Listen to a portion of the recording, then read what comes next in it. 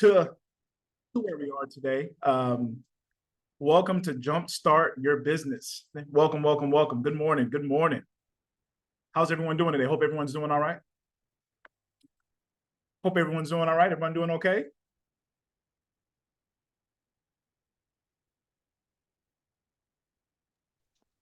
Yeah, can you hear me? Yes. Can hear you, Blake. How you doing? Okay. Yeah, I was having some technical difficulties. I'm doing well, man. I'm doing well. How are you? Doing good, doing good. So happy to have you here. So let's go ahead and get started. My name is Ole Sharonki. Hi. I am co-founder of. Hi. Hey, morning. Sorry. You doing all right?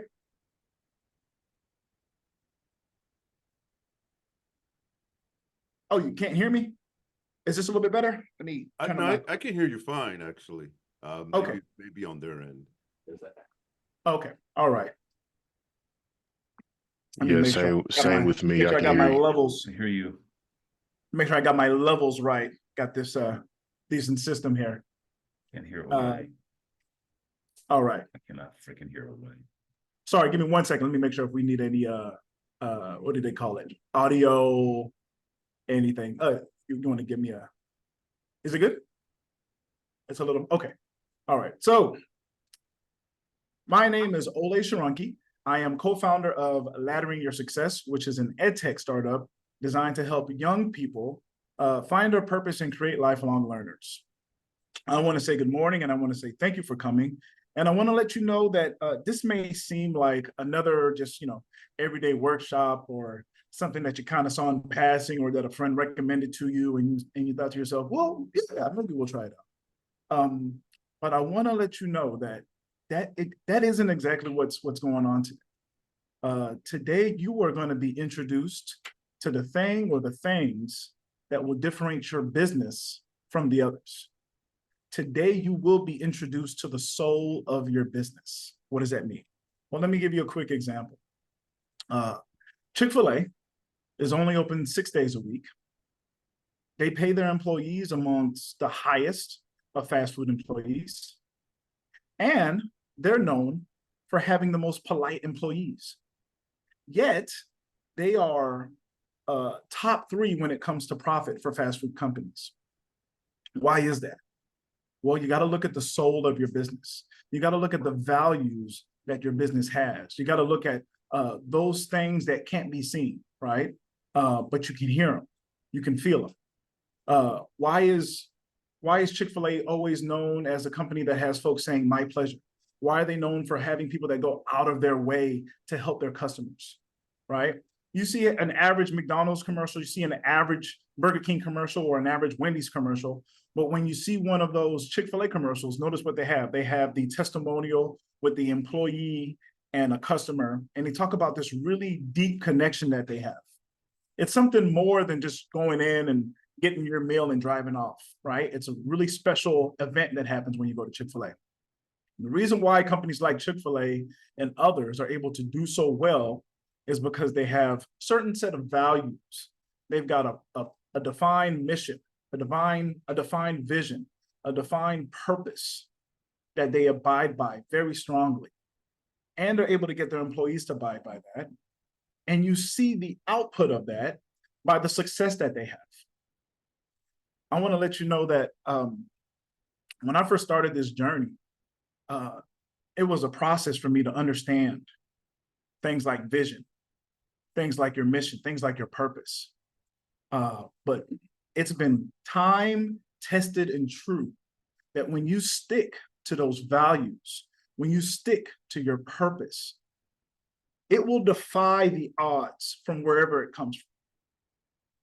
So I really don't want you to think about this as just another event where, oh, these guys are going to be talking about this and that and business and all that other stuff. We're going to be talking about business, but we're going to be talking about how to set yourself apart. How is it that you can sell the same thing as 12 other people, but they come see you? Why is it that you can have the exact same business in the exact same city right next to someone, right next to your competition, but they come see you? It's much more deeper than a product, right? It's much more deeper than a service. Are you aligned in your vision? Are you aligned in your mission? Do you know what your company's vision is? Do you know what your company's mission is? Do you yourself, do you know your purpose? Do you have a set of value? What's your value proposition? How are you going to set yourself apart from the others? If you meet someone within 30 seconds, can you quickly let them know exactly what you're about and have them hook, line, and sinker? These are the things that we're going to be learning today. I am so excited for you. Please, please, please, please, please. I don't want you, please make sure right now, go get 2 pens, just in case one goes out. Get a pencil as a backup. Make sure you got an eraser. Make sure you have plenty of paper. All right. Make sure you have all your note taking. Those of you who are Gen Z, I can't even say Gen Z. A lot of millennials do it now. But those of you who got your tablets ready with your little pen, make sure you got it ready. Make sure you've got those notes prepared, your note-taking tools prepared, because you're going to learn a lot today. You're going to learn the soul of your business. I guarantee it. I'm so excited for you, because for those that are here, you have automatically set yourself so far in ahead of those behind you, or those that are even on the same level as you. Guaranteed, by the time you leave today, you are going to have something concrete that's going to take it to the next level. Guaranteed. All right. So without further ado, let's go ahead and get started. Sorry for the technical difficulties that we had, but you know, these things happen. Just like in business, guaranteed, you know, some of you who have already started with your ideas, these things are going to happen. But the question is, how do you respond? Right? Do you duck under, or do you stand calm in the midst of a storm? Right? So before we get started, I just want to ask real quickly, give me 1 or 2 things that you're seeking to learn or gain from this event, right? There had to be a reason for you to look at this and say, I'm looking to get help in this particular way, right? I'm looking to get understanding of this particular topic or subject, right? So give me 1 or 2 things that you're seeking to gain from this event. You can either say it, but I would really like you to type it in just so we can have it there. So our speakers who are coming in, they can kind of get it in there, and we can kind of know which direction we should take this. Okay, so I'll give you a couple seconds, and I'm gonna come in and we're gonna read what we see.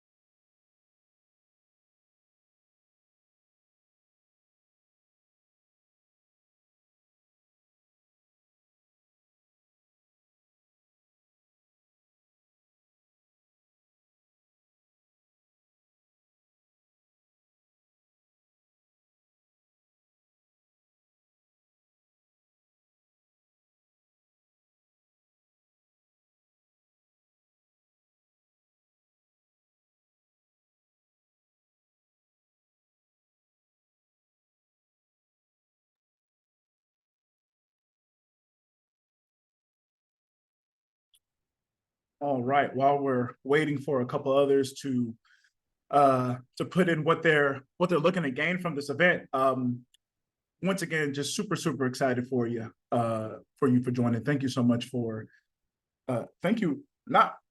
This is not for me. I'm saying thank you to you for realizing or saying, man, there's something here that I'm really passionate about, that I'm looking to do, that I'm looking to start.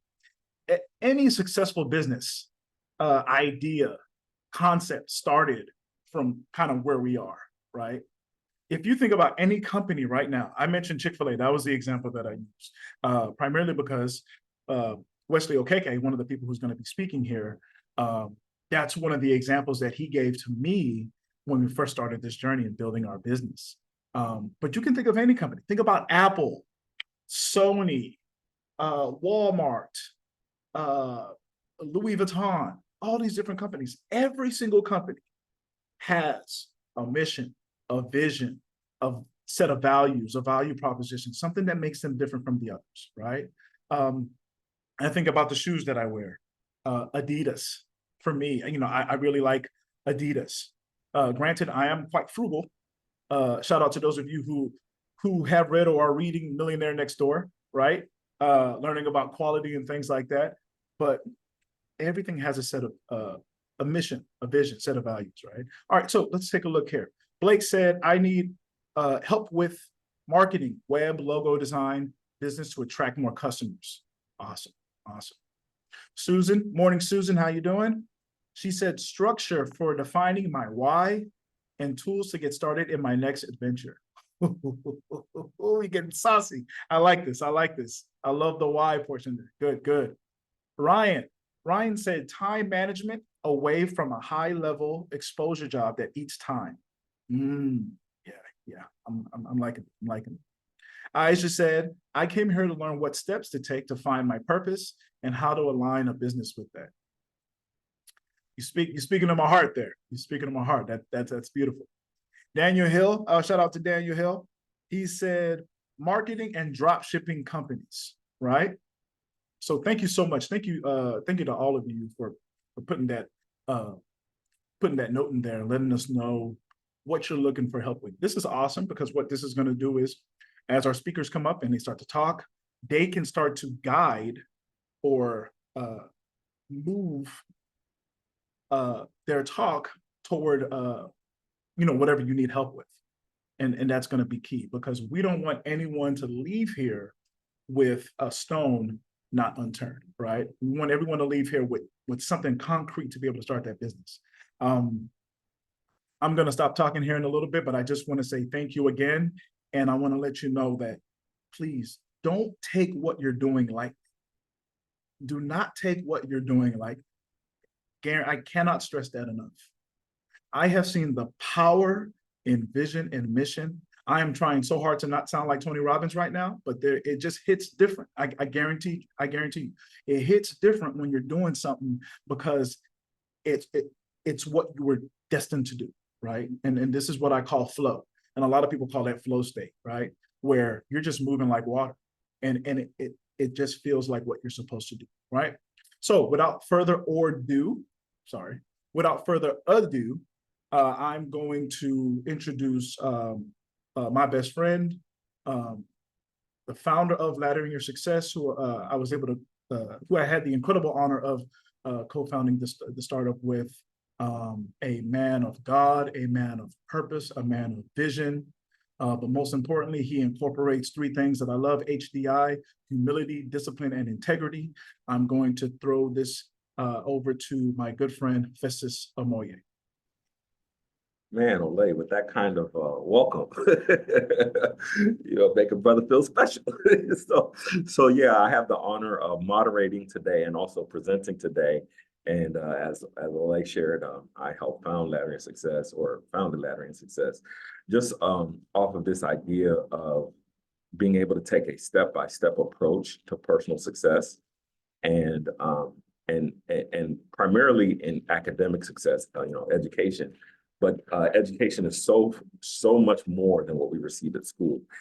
Education is a lifestyle, truly. And so with that being said, we're going to kind of hop right into things. So I'll kind of lay out how we're going to moderate today and how things are going to go.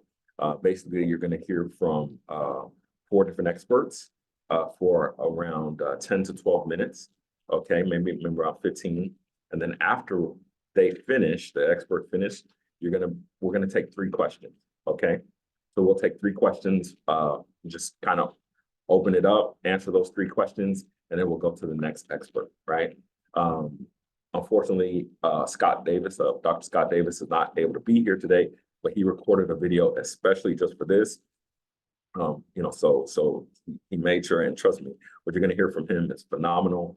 It's a game-changing paradigm. So the hope and goal for this today is everybody here on this call who is purpose-driven, purpose-based, they want to do something meaningful with their businesses, is to be able to, first and foremost, identify who you are and what that means, and to start building the capacity to grow your business and scale your business up, right? So we're not just talking about, hey, man, I want to make a couple extra dollars here or there. We're talking about, I want to change my family tree. I want to change my community. I want to change, I want to be able to impact the nation with what we do.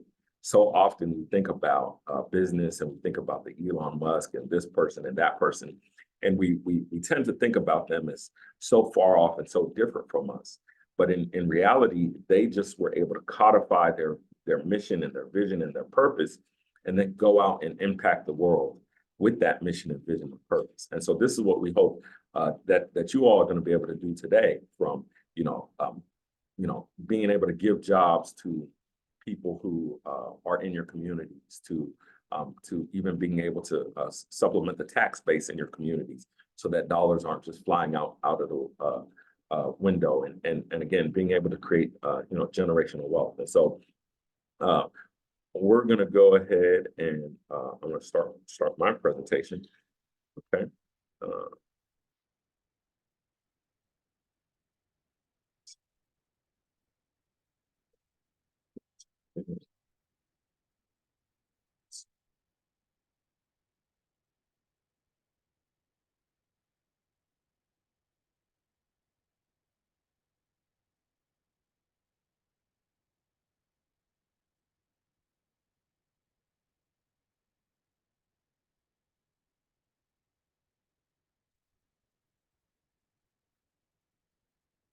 Okay.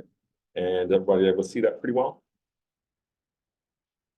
Okay, perfect. So we're going to hop right into it. I'll skip over my personal story, but just for the sake of today, we're going to talk about the Japanese ikigai. And so for those who struggle in terms of kind of finding purpose, finding direction, we'll talk about the ikigai, and then we'll talk about the LYS Be No Do methodology. Okay.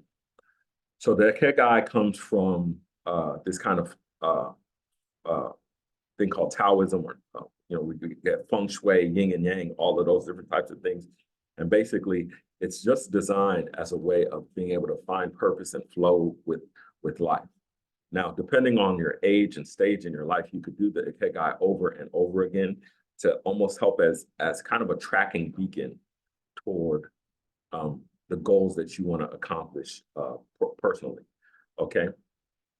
So when it comes to the ikigai, you want to start off with what is it that you love? Okay. What is it that you love? So that first big circle, you want to identify things that you love. And I would highly encourage you right now, you got a pencil, you got a pen, you got paper and pen, is go ahead and draw out these 4 circles, right? And then just start jotting down what you love. What are the top 3 things that you love? Do you love music? Do you love movies? Do you love art? Do you love, do you just love business? Do you love healthcare? Do you love exercise? Do you love, what is it that you love? So this is focused on you and identifying what drives you. In the next circle, you want to focus on what the world needs. So when it comes to developing our purpose, when it comes to developing our business, we need to define our businesses based off of a need. Why is that? Because there's a difference between wants and needs, and oftentimes we don't think about how this relates to how our purchasing behavior, right? If you have a want-based business, so for example, let's say you have a clothing company. The need for clothes is going to stay forever, right? Because people need to keep themselves from the elements, from being exposed to the elements, right? But the design for clothes, the art on the clothes is a want, right? Because that displays our inner passion, our inner desire for how we want to look. But the need for clothes goes nowhere. And so when you think about that, and as it relates to business, and as it relates to creating things, there's somebody who can say, hey, I'm going to make a clothing factory, right? The clothing factory can supply many different designs of clothes, right? So they could supply those different designs, but then those who are creating the different designs can change out from time to time. So this is just something to keep in mind, right? So what does the world truly need? Does it need designer? Does it need more artists? Does it need more people who do exercise? Does it need more? What is it that the world truly needs? Okay, so this is where you have to really step back from yourself and focus on others. So then the next question is, what is the world, what is society willing to pay for? Okay. And so if you think about it, there's always a range in which people are willing to spend. And I love using the analogy of hamburgers. Okay. I don't know why I do that, but I just do. So think about the most expensive hamburger you can get, right? For me, I'll tell you where I got this analogy from is I go to a place called Fleming Steakhouse, and Fleming Steakhouse, we go and we this when we was younger, me and my wife, we go on this date, we go to their happy hour, and at their happy hour, this burger is $15, right? And I'm thinking $15 for a hamburger, and that's the happy hour. So anyway, I start connecting dots. I said, wait. Burger King charges $2 for a burger, whereas they charge $15 for a burger. What is the difference? What is the difference? Because the world's going to pay for a hamburger, but what sets apart the person who's at $2 for a burger, 99 cents for a burger, and a person who's at $15 for a burger? We're going to get into this in a little bit, okay? And then next, what are your skills? Okay, what are your skills? What are you good at? What are things that people readily identify and say, man, you're so different when it comes to X, Y, or Z? What are the things that you can actually sharpen and learn to sharpen? So if it comes down to business, or if it comes down to your athletic ability, or whatever it comes down to, what are those things that you can sharpen? And I like to use the analogy of sports, because sometimes people are so skilled in sports when they're younger, and then as they age, they're no longer skilled in that sport. Well, the thing is, can they take some of the mental skill set, some of the emotional skill set that they learned in sport, and transfer those transferable skills into other areas and arenas? So between your skill and what you love, that's where you'll find passion. Okay? That's where you'll find your passion. Okay? And between what you love and what the world needs, that's where you'll find mission. So that means what drives you to impact the world. Between what the world needs and what the world is willing to pay for, that's where you'll find vocation. All right, or calling. Between what the world is willing to pay for and your skills, that's where you'll find profession. And so, as I shared before with the hamburger analogy, let's say somebody is able to make a hamburger, right? Everybody's, taken Mama Skillet, right? And made a hamburger before, right? So what would somebody pay for your hamburger? Now, if you think about this Burger King 99-cent hamburger, $2 hamburger, and the Fleming's $15 hamburger, $20 hamburger, the difference is Fleming's has set an environment that makes you willing to spend that much more. They got the thick white tablecloths, they got the lighting them down, they got the music on point. You know what I mean? They set this whole entire ambiance that you're not going to get at Burger King. And because they set this ambiance, and then on the menu, they said, they took this cut of meat and that cut of meat and this. And so because of the different cuts, it has perfect blend of, juiciness and, all of this stuff. So because they outlined the details in the skills that went into the burger and created the environment, they're able to charge differently. And so often right now, we kind of have this saying in our, or colloquialism in our community is charge your worth, right? Everybody says, charge your worth, right? Girl, charge your worth. Well, this is the thing. If you don't know what sets you apart from others, how can you? If you don't know what you love and what the world needs and what the world is willing to pay for what the world needs, and your skill sets and why your skill set is better than the next person's skill set, and how you're passionate about what you're doing, and understand how your mission impacts the community, impacts your family, impacts the world. If you're not able to define those things, how can the world pay you more for what you're trying to do? It can't. And so this is why we have to set ourselves apart. And what do I mean by set ourselves apart? Not just I want to look different, but actually do the inner work, right?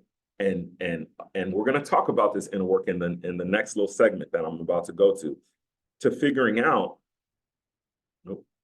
what our the us factor is, okay? And so the us factor comes when we look at being, knowing, and doing. And so being is greater than knowing. Knowing is technically not greater than doing, but they're almost equal. But you have to know what you're doing. So anyway, let's hop into this. So let's talk about being. The first aspect of being is your character, your values, and your principles. Your character, your values, and your principles. Your character, your values, and your principles. So when I talk about character, I just don't mean the moral character. I mean what animates you, what drives you, what makes you set apart, what makes Mickey Mouse different from Minnie Mouse, different from Goofy, different from Daffy Duck. There's an animating factor in that character that you could tell the difference in who they are. What are your values? What do you hold that's true? Is it just everything that came from your community? Or from your parents, or from your neighborhood, or are there other things that you value? And are you able to express those values? Okay, and finally, what are your principles? What are the maxims, the things that you stand on, that you say, I'm going to stand on this come hell or high water? Because if you don't have these things in order, personally, it's hard to have them in order for your business. So now let's talk about, let's talk about knowing. So when it comes to knowing, there are two aspects of knowing that have to be there. First and foremost, what resources are available? And secondly, how can you use those resources? Okay, so there are resources that are available to you that might not be available to the next person. And there are resources that are available at this stage that you're in currently that you might not be leveraging properly to help you grow your business. And then you need to know how to maximize the use of those resources. How do I get the most out of this thing to impact my business? And then the last thing is doing. In order to do properly, you have to have three elements: a plan, a process, and then execution. To do properly, you have to have a plan, you have to have a process, and then you have to have execution. Now, between what you do and who you are, that's where your passion and your purpose shine. So somebody says, oh, I know Festus. Do they know Festus for laddering and success? Do they know Festus for how he treats his kids, how he treats his family? What do they know Festus for? See, that's where people define their passion and their purpose. And that's how you know who you want to get to know. I want to deal with people who are passionate about the things in life or similar things in life that I'm passionate about. And people can sense passion. Between being and knowing is relationships. So the things that you know, since you know them, you're going to automatically talk to people about what you know. You can't talk to people about what you don't know. So if you're at a job and you're trying to start a business, and obviously those things sometimes conflict with each other, I can't talk to certain people in my job environment about business because guess what? We know how to be employees together. We don't know how to start a business, right? Because those things might be antithetical in the office space. So now I got to get new relationships. Who has successfully left their job and launched a business? So now I need to get closer to those people, right? So then between the things we know and what we do, This is where we get our academia and our skill set. This is where we find out, listen, in order for me to do better, I need to know better. And if in order for me to know better, I need to go study. I can't just sit up there and hope it's going to fall in my lap. I need to change what I watch on TV. I need to change who I listen to. I need to change what I listen to. I need to make all those different changes. And then that's how we find our personal path to success, by being, knowing, and doing. So that's it for me. Okay. I'll take 3 questions. I hope that was impactful. I don't even hope it was impactful. I know it was impactful because that's that sauce. So I know we're going to have some fun here today. So let's open it up for questions. You could just unmute yourself and ask your question real quick.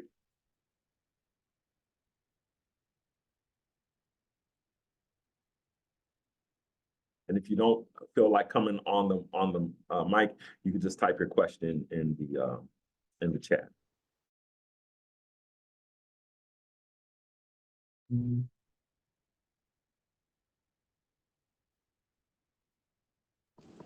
I have a quick question. This is Ryan Walker. Can you hear me?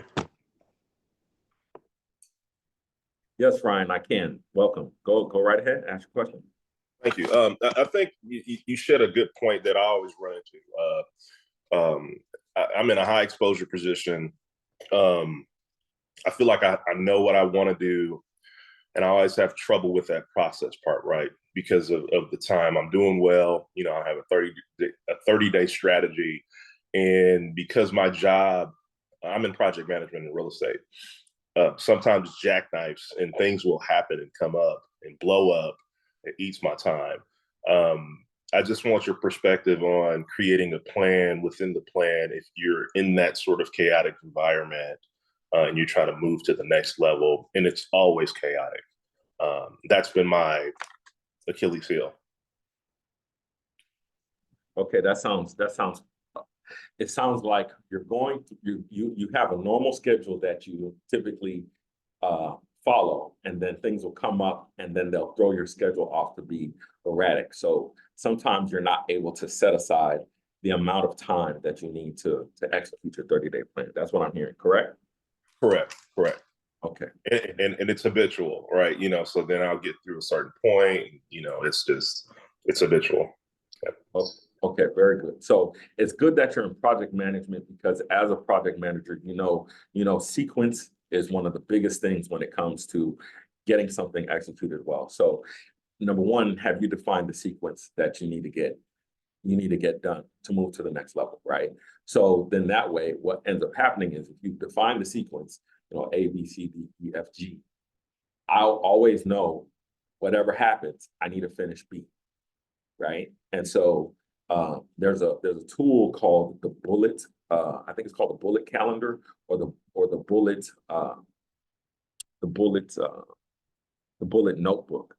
Okay, and so the way that the bullet notebook works is, and you could YouTube it, and when I get off, I'll make sure I find the link and put the link in the chat as well.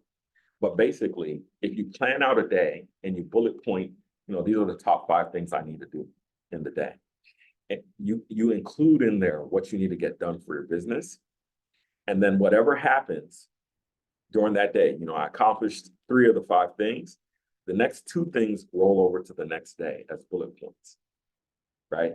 And so I keep those things in mind as it rolls over to the next day until they get done. So if I have my overall sequence for what I'm trying to get accomplished, right? You know, A through Z. And for some reason, you know, the 15th of the month goes crazy and I'm stuck on G. G is always going to be the number 1 priority for me the next day, because then that way I know I can get G done. You see what I'm saying? So that's the number 1 thing. Okay. Now, the number 2 thing that I would use to address this is reworking your long-term priorities. And what do I mean by that? The only way we get the long-term thing done is by accomplishing something today, right? Now, the tough part when you got a job and you have a job that pays well is the golden handcuffs. That is the tough part, right? So I'm getting paid so well, it's paying my bills. Look, I can't give up what's paying my bills to this other thing, right? And so what ends up happening is we lose sight of the scalability and the big win in the long term. And I'll use this personal example. When I started my business MedExfit Houston, I started my business going to school and working at a job. And it was like a job, it was in healthcare. People, oh man, that's a great job. And so what I did was I just said, let me start taking one client at a time, maybe two. Why? Because I understood that going and getting another part-time job or something like that would not necessarily scratch the itch, right? Because obviously, nobody's going to pay you exactly what you need to do for you to be comfortable to do all the things that you want to do. So over time, what would happen is I would add on another client. And as I would add on the other client, I charge a little bit more. And I charge a little bit more. And I charge a little bit more. Until what I did in my side business exceeded what I was making at the full-time job. And so, so some people call FU money, right?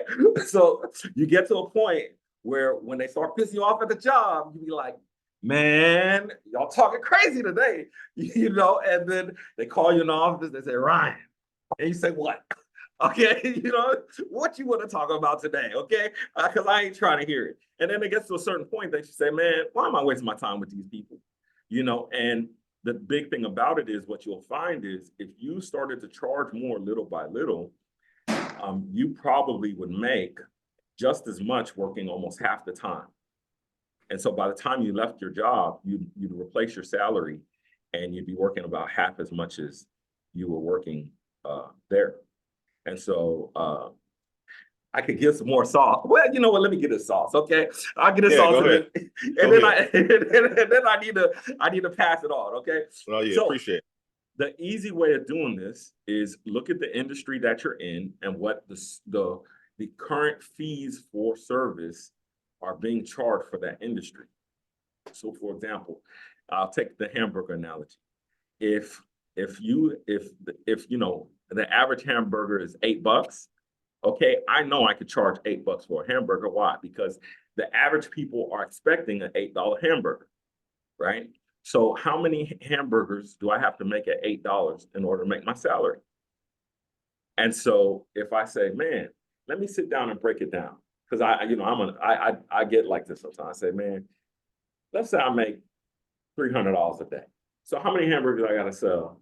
Okay, 300 divided by 8. I gotta sell X amount of hamburgers. Okay, how many hours do I have to sell X amount of hamburgers? What's the most effective way for me to sell X amount of hamburgers in the allotted time? I need to take pre-orders. So now I gotta, hey, let me go to this business and say, look, how many hamburgers y'all want? Okay, I got so many hours to drop off them hamburgers, and I want to talk that up. You see what I'm saying? Right. So this is how you break it down to where you make it sizable chunks to where you can say, now I can move out of this business in this little allotted amount of time, and I can still make the same amount of money. So I know that was helpful. We're kind of pressed a little bit for time. So thank you, Ryan, for the question. Thank you. You're very welcome. You're very welcome. So we'll take one more question, and then we're going to turn it over to the video from Dr. Scott Davis. So any other questions? I think I've seen some pop up in the chat. On the Ikigai concept, that's a good question. I would say YouTube, just YouTube the Ikigai. Yeah, I would say that's probably the easiest way of finding it. But I tend to study a lot of like different cultures and stuff like that. I just think it's interesting because there's, this is the thing, I think human beings have far more in common than we do different from one another. And because we have far more in common, if there are truths, and I'm talking about high level truths that exist, those high level truths, in order for them to exist, have to be common to all mankind. Otherwise, it can't be true, right? Something that is true, that is genuinely true, has to be common to all mankind. A fact could be circumstance-based or those different types of things. But for example, a high level truth is gravity, right? That's a high level truth. And you could find out more high level truths from studying what's called first principles, okay? You look up this term, first principles. And so when you start looking at first principles, a lot of them are metaphysical terms, physics terms. They are true for everybody. So when you look at these physics terms, gravity, when you look at these, height, weight, all of these different things, they're true for everybody. The more you understand them, the more you can actually understand how to work within them to manipulate certain outcomes because they're just generally true for everybody. Okay. Okay, so let's go ahead and turn over to the video from Dr. Scott Davis. Give me 1 second.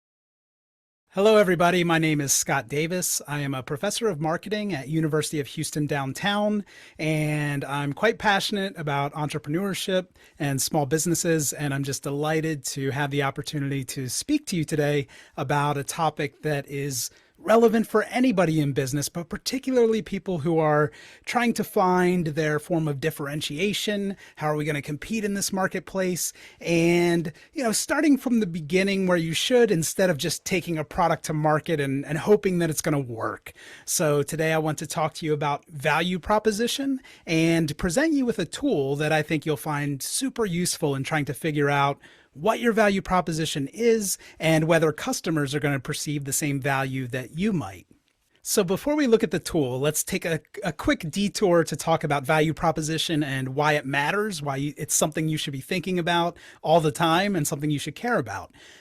Our value proposition is basically answering the question, why should customers buy from us instead of everything else that's available? And when you have a really clear answer for that question, it means you understand your value proposition. And it may seem easy, but when you actually sit down and try to answer that question, it can be quite difficult. So in order to illustrate this through a real world example, I thought maybe we'll take a company that's global and diverse and that a lot of people have some experience with and look at Starbucks. So in 1971, when Starbucks was just getting started, they were all about selling high quality coffee. They were selling whole bean coffee. This was before the era of Starbucks coffee houses on every corner.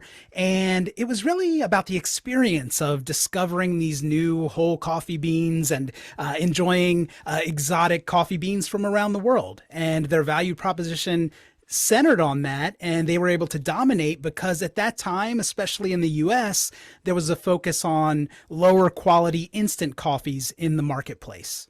But what's really cool, and I think maybe you'll realize this since we're talking about Starbucks, is that value proposition would not work throughout the lifetime of Starbucks. So it's something that's constantly evolving and changing depending on the needs of the marketplace, depending on the scale of the company. And Starbucks scaled tremendously, of course. So their next step kind of in the value proposition process, the transition that they made was to this coffee house experience. And if you think about, a customer in Seattle going into a Starbucks for the first time, it's going to be much different when they first open versus what the experience is like today.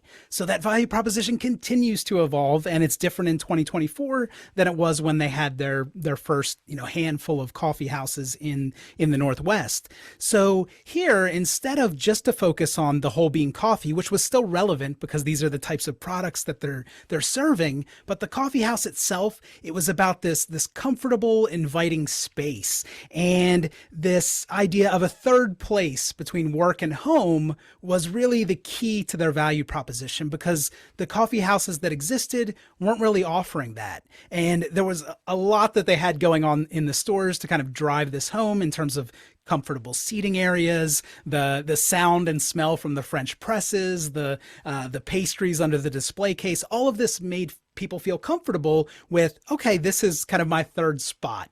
It's not work, it's not home, it's something a little bit different, and maybe at that time it was a little bit exciting.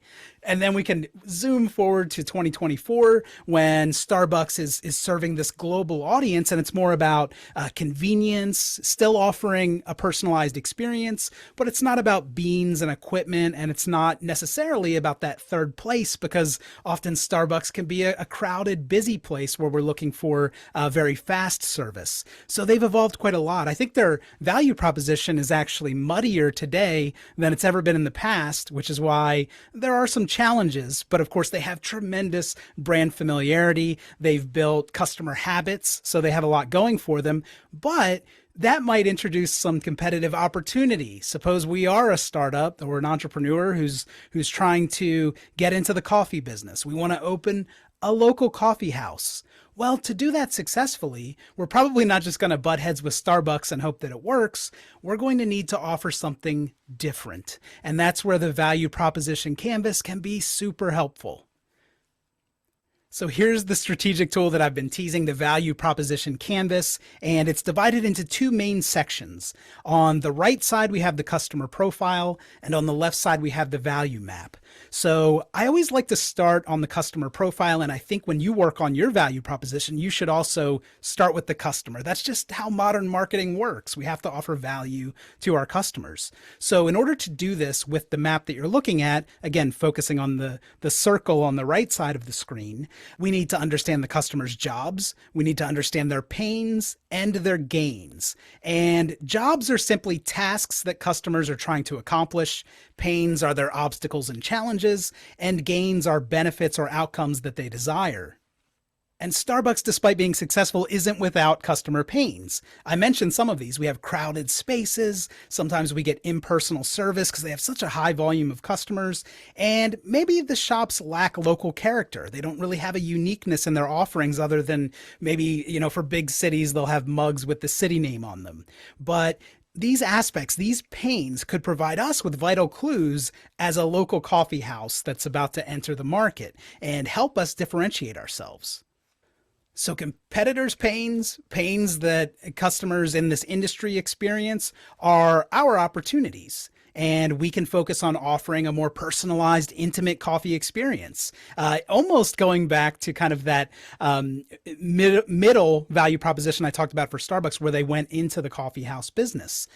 Getting back to that, we want to create a cozy environment, something that's less crowded, where customers can feel like the staff appreciate them, like they're recognized and valued. And having this tailored approach is going to beat Starbucks in terms of personalization and could be a significant differentiator for us, depending on what other types of coffee houses are operating in the area where we're looking to operate. We're going to try to do some things with our products and services to create that fit. So again, we're going to highlight the personal connection. We're going to look for local flavors that are unique, things that competitors aren't offering. And again, having this relaxed, community-focused environment, because as Starbucks and some of its other competitors have grown, they've kind of moved away from that. So we need to understand also the kind of local coffee house scene to make sure we're going to be able to compete with them. But if we're going against the giants, certainly having more community focus, having this more personalized experience is going to be a point of differentiation. So with this value proposition, what we're trying to do is emphasize our strengths as a business. We really want to make them shine and be sure that they're resonating with the customer profile. Do these align to the gains that customers are hoping to experience? And do they alleviate the pains that they might be experiencing with some of our competitors like Starbucks and other local coffee shops? So I hope that this talk has been thought-provoking, that it makes you want to download the value proposition canvas. I'm sure we can provide the link to Strategizer so that you can do that, or provide you with the PDF. And your goal here is going to be to apply this to your business and be real honest with yourself about the alignment of your value map with that customer profile. Because remember, in the world of coffee, the smallest bean often offers the richest flavor.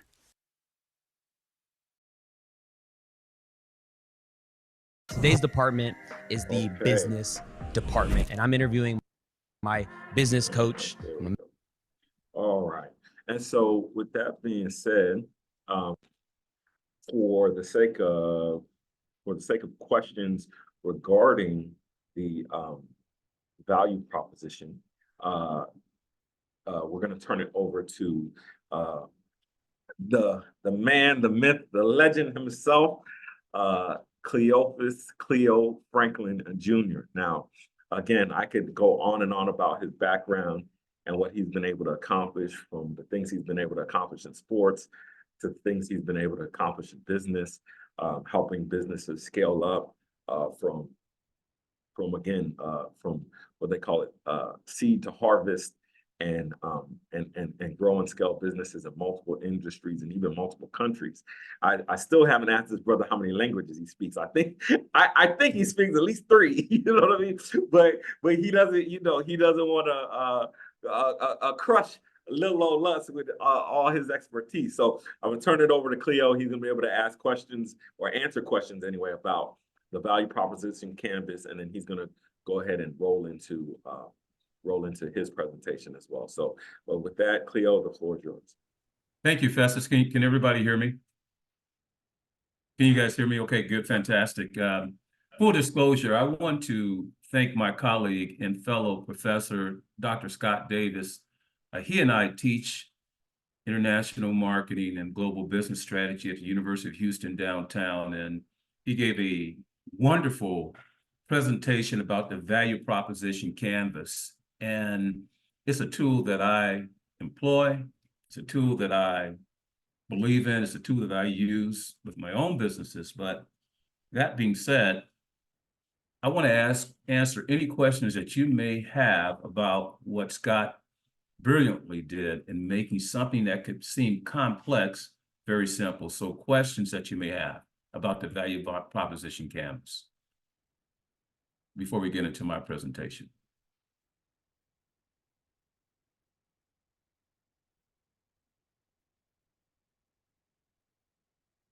And Ole, if you would moderate those questions for me, that'd be great. If there's a question that anyone has about what Scott's presentation just went over.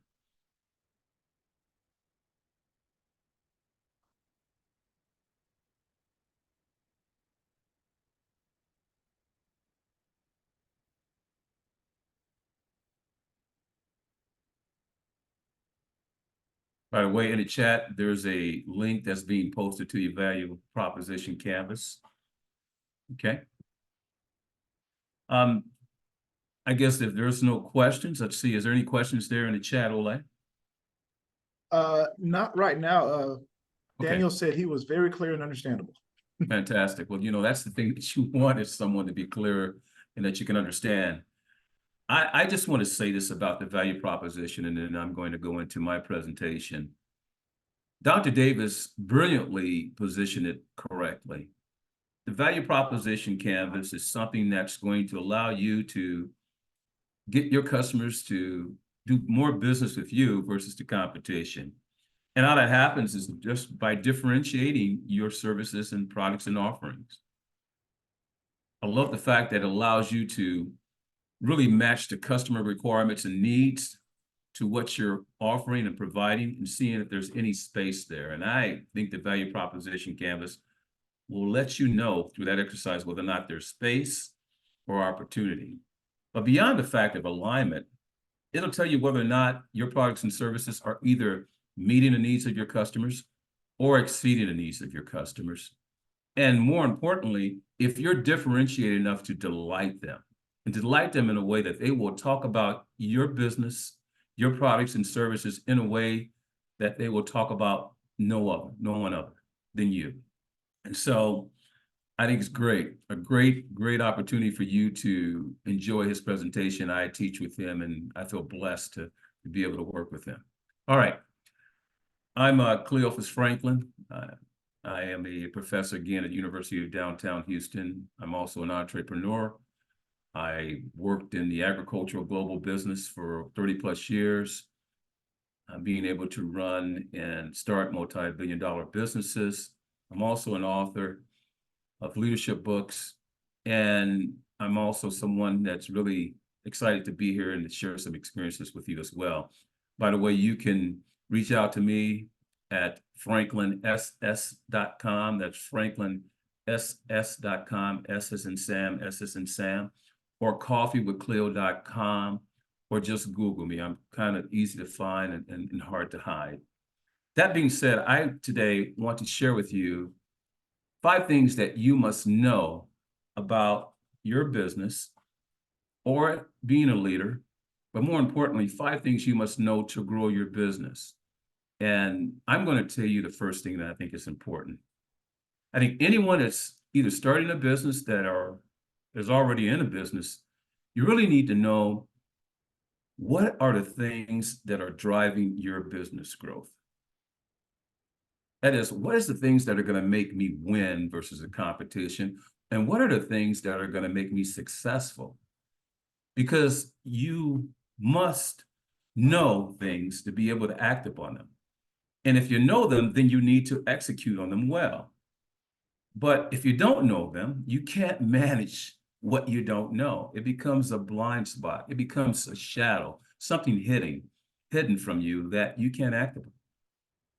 And once you know these things, then you need to not only identify them and determine them, but you need to also track and measure how well you're doing when it comes to the things that drive your business. And I'm going to give you an example. There was a business that was running a global business, and we were developing a product. And I wanted to simplify that product's requirements, and I'm going to utilize the value proposition canvas model as well to make sure that we were either meeting or exceeding the customer's needs.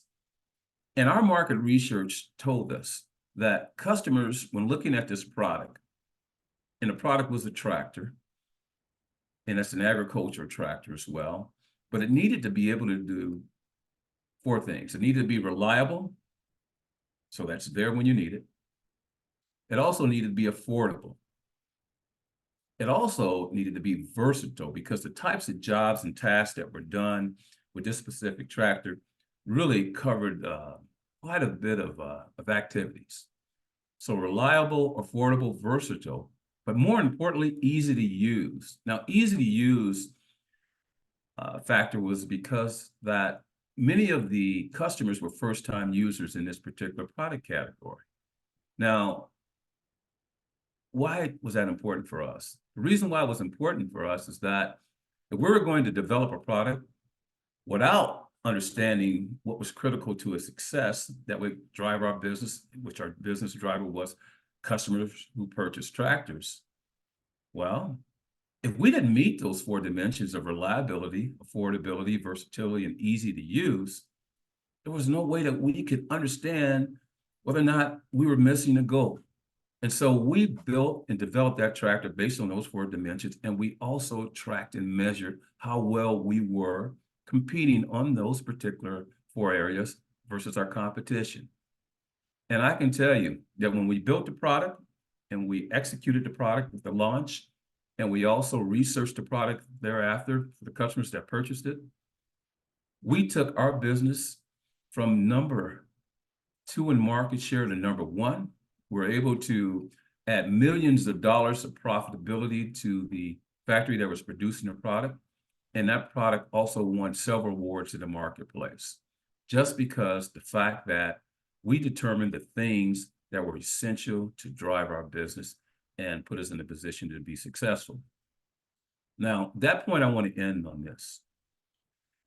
You may, in your business, probably find out that maybe there's 10 things that really are important to us. And those 10 things we can't basically ignore. But I can assure you, on those 10 things, there's going to be 3 to 5 things based on those 10 that are going to exceed the other 7 and 5 in priority. And so out of those 10 things, if there's 3 things that are priority for you, then those are the things that you have to know well. You have to track and measure how well you're competing on those dimensions to be successful. So identify and track the things that drive your business, know them well, execute them, and it will put you in a winning seat. All right, that's number 1. Number 2, the second thing that I think is important for you to know and grow your business is to test and pilot small ideas. Sometimes we want to hit the home run, and we want to take a big bet and win everything all at once and put all our eggs in one basket. I don't believe in that approach. I think it's important for you to test, take action based on that testing, and also to learn how well your pilot has done and then repeat it. A business can take big leaps from just small ideas if you're open and willing to learn. And making small bets sometimes are going to return huge learnings back to you that you're going to benefit from. I think most businesses sometimes are afraid to make small bets because they want to win big. But I'm telling you this, small things can turn into big ideas. And I'm going to give you an example.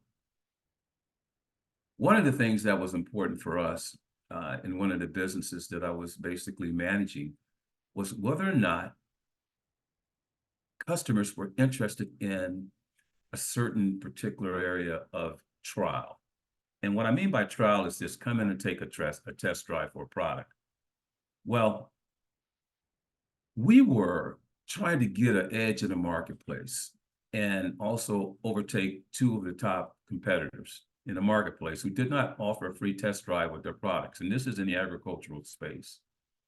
And so one of the ideas that we looked at was based on our returns of products. And that is the customers who bought the product, were they dissatisfied with the product, and did they return it back to the dealer? Well, pretty much it was almost zero. And if in fact, if a customer returned a product back to the dealership, they end up buying another product that was either more expensive or had more horsepower. So because there was no risk in understanding the fact that there was an opportunity, I tested in 2 markets a 30-day promise guarantee that if you purchase our tractor and you tried it for 30 days, you can return it free and your money would be given back to you.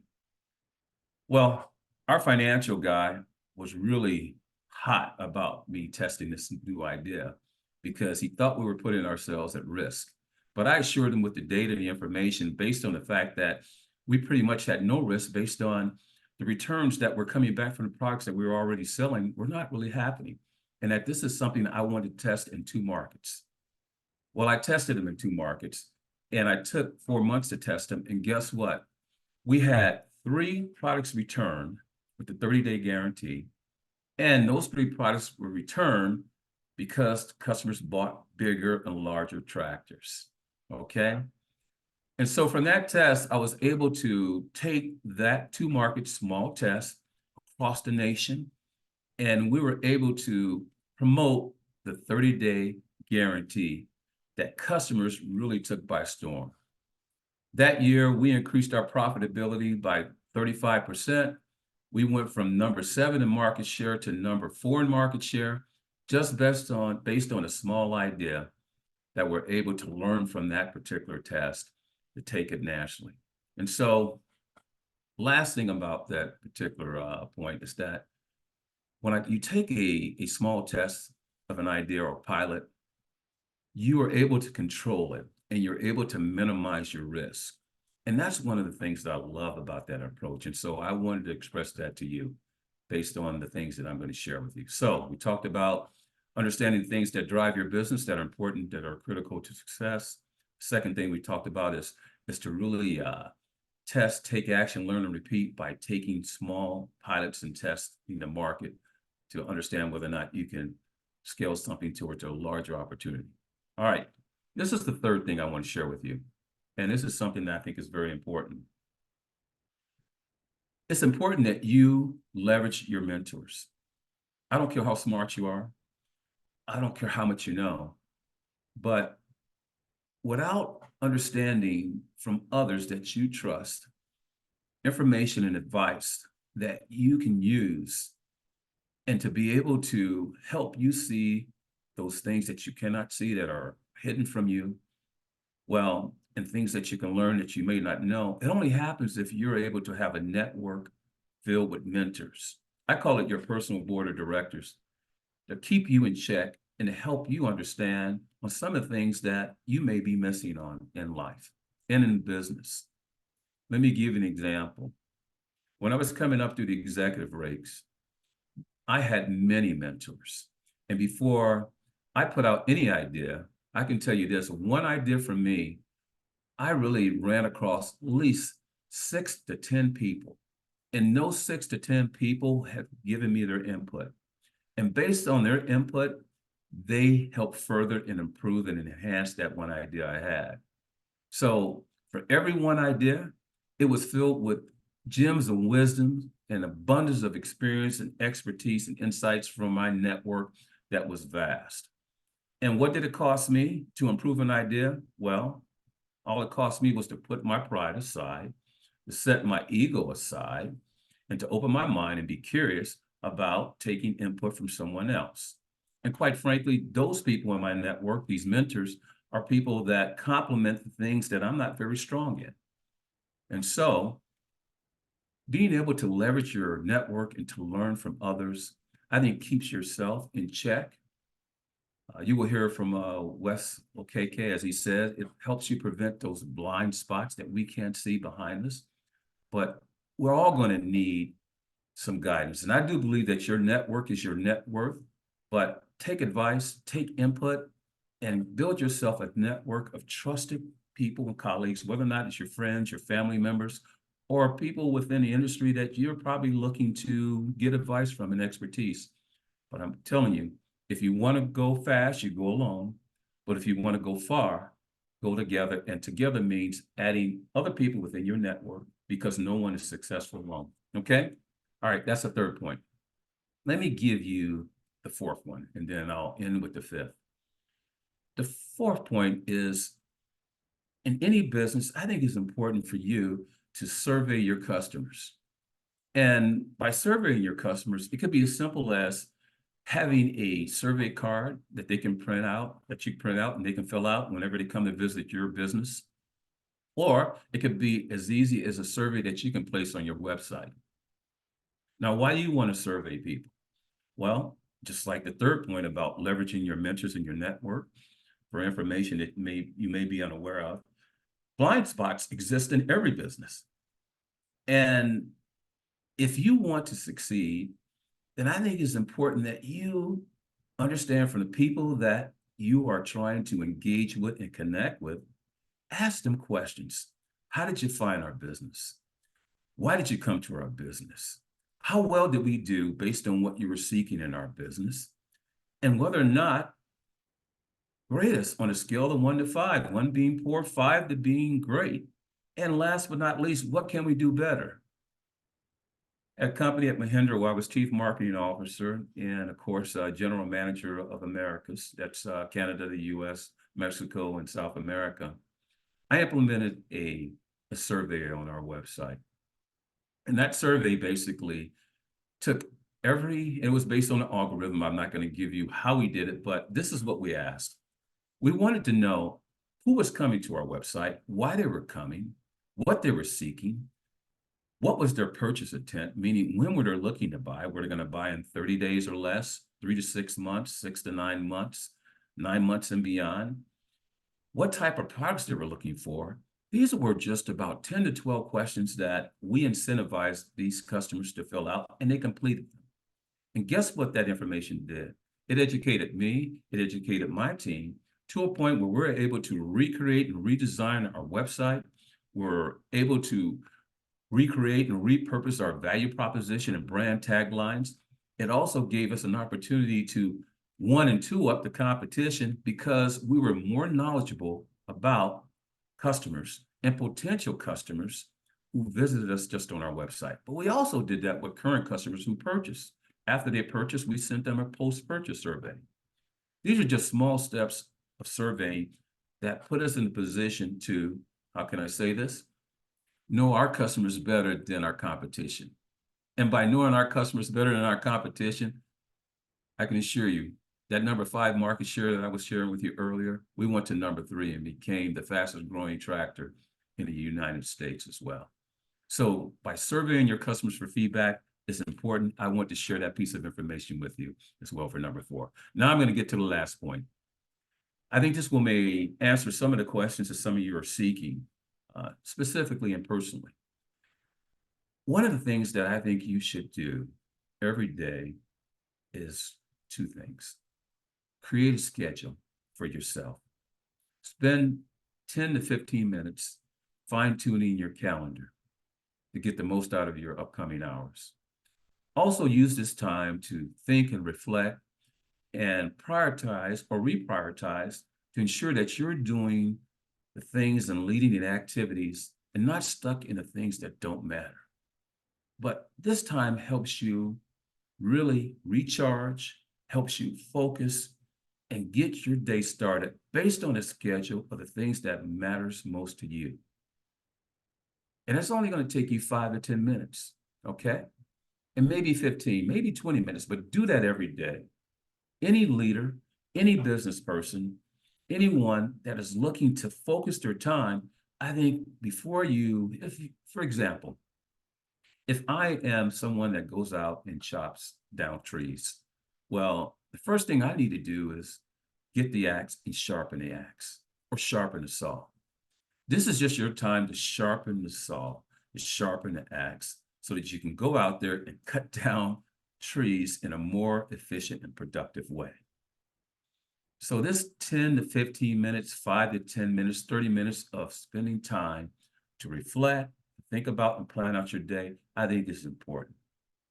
The second part of that is at the end of the day, take a look at your day and take a look at that list. What did I accomplish? What was it that I missed? And you take that same amount of time, 10 to 15 minutes, 20 to 30 minutes, to celebrate those things and those small wins based on the things that you want to accomplish. I mean, you give yourself an applause when you do that. But the things that you didn't, guess what? Move them over to the next day. But those are the two things that I do as a leader. Those are the two things that I do every day, in the morning and in the evening. I just want to make darn sure that before I start my day, that I'm focused on the things that matters most, that are important to me. And at the end of the day, how well did I do the things that were important to me and that matter? All right. Those are the 5 tips that I want to share with you. Again, create a schedule in the morning to make sure that you prioritize and focus on the things that matter to you. I think it's important. And at the end of the day, review that list. The second thing you must do, of course, is take time to survey and gain customer feedback to make sure that your products are meeting their needs. Why they're shopping you, why they're shopping the competition, and are you meeting their needs? So find ways to survey customer feedback. The third thing is to leverage mentors and build your network of a board of directors of people that are going to complement your weaknesses and the things that you are deficient in, so that you can understand and uncover those blind spots. The fourth thing is to pilot and test, to take small steps, because there's big learnings in those small steps. And the last thing that I started with is to make sure that you understand and identify and determine the things that are critical to win for your business. I'm going to leave you with this. If your purpose is big, then your challenges and problems will be small. Most of you are here to understand, how do I create my why? And how do I build my purpose? You've heard about Ikigai. You also have heard about the value proposition. And I hope the 5 things that I just shared with you are going to be beneficial to you. And I'm very privileged and honored to be able to speak to you today. Questions, comments, feedback? Hey, Cleo, it's Ryan Walker. Hello, Ryan. Hey, how you Yes. doing? I'm doing Got a quick question. As far as like, when you were taking that new product, that new flexible tractor into the market share, or trying to grab new market share, and you were looking for that product, what was the biggest challenge as far as scalability, scaling it up? So you had 2 good tests, and then you took it from coast to coast. Scaling it up, what was the biggest challenge for you? The biggest challenge for me was really getting the data and justification and the buy-in and building credibility to do the test. This was something that was very unique within the marketplace and, quite frankly, non-traditional. And so I spent a lot of my time, Ryan, in trying to do as much work as I possibly can to educate and to understand, to build this business case in such a manner that when I bring data, quantitative and qualitative information, or information to the decision makers, or to make me feel more confident when I'm presenting my case, so that the answer is always yes. And so the data that, so you asked me what was the biggest challenge to scale. The biggest challenge was making sure that I were able to get someone to say yes and give me a go ahead so that I could proceed. Now, I'll give you one other point. That's just a soft skill. And I think the soft skill in most things, when we talk about turning ideas and putting them into the marketplace, is understanding who your target is. And that target is who is going to say yes and who's going to say no. And what are the challenges that are going to be a hurdle for you to get this pilot off the ground.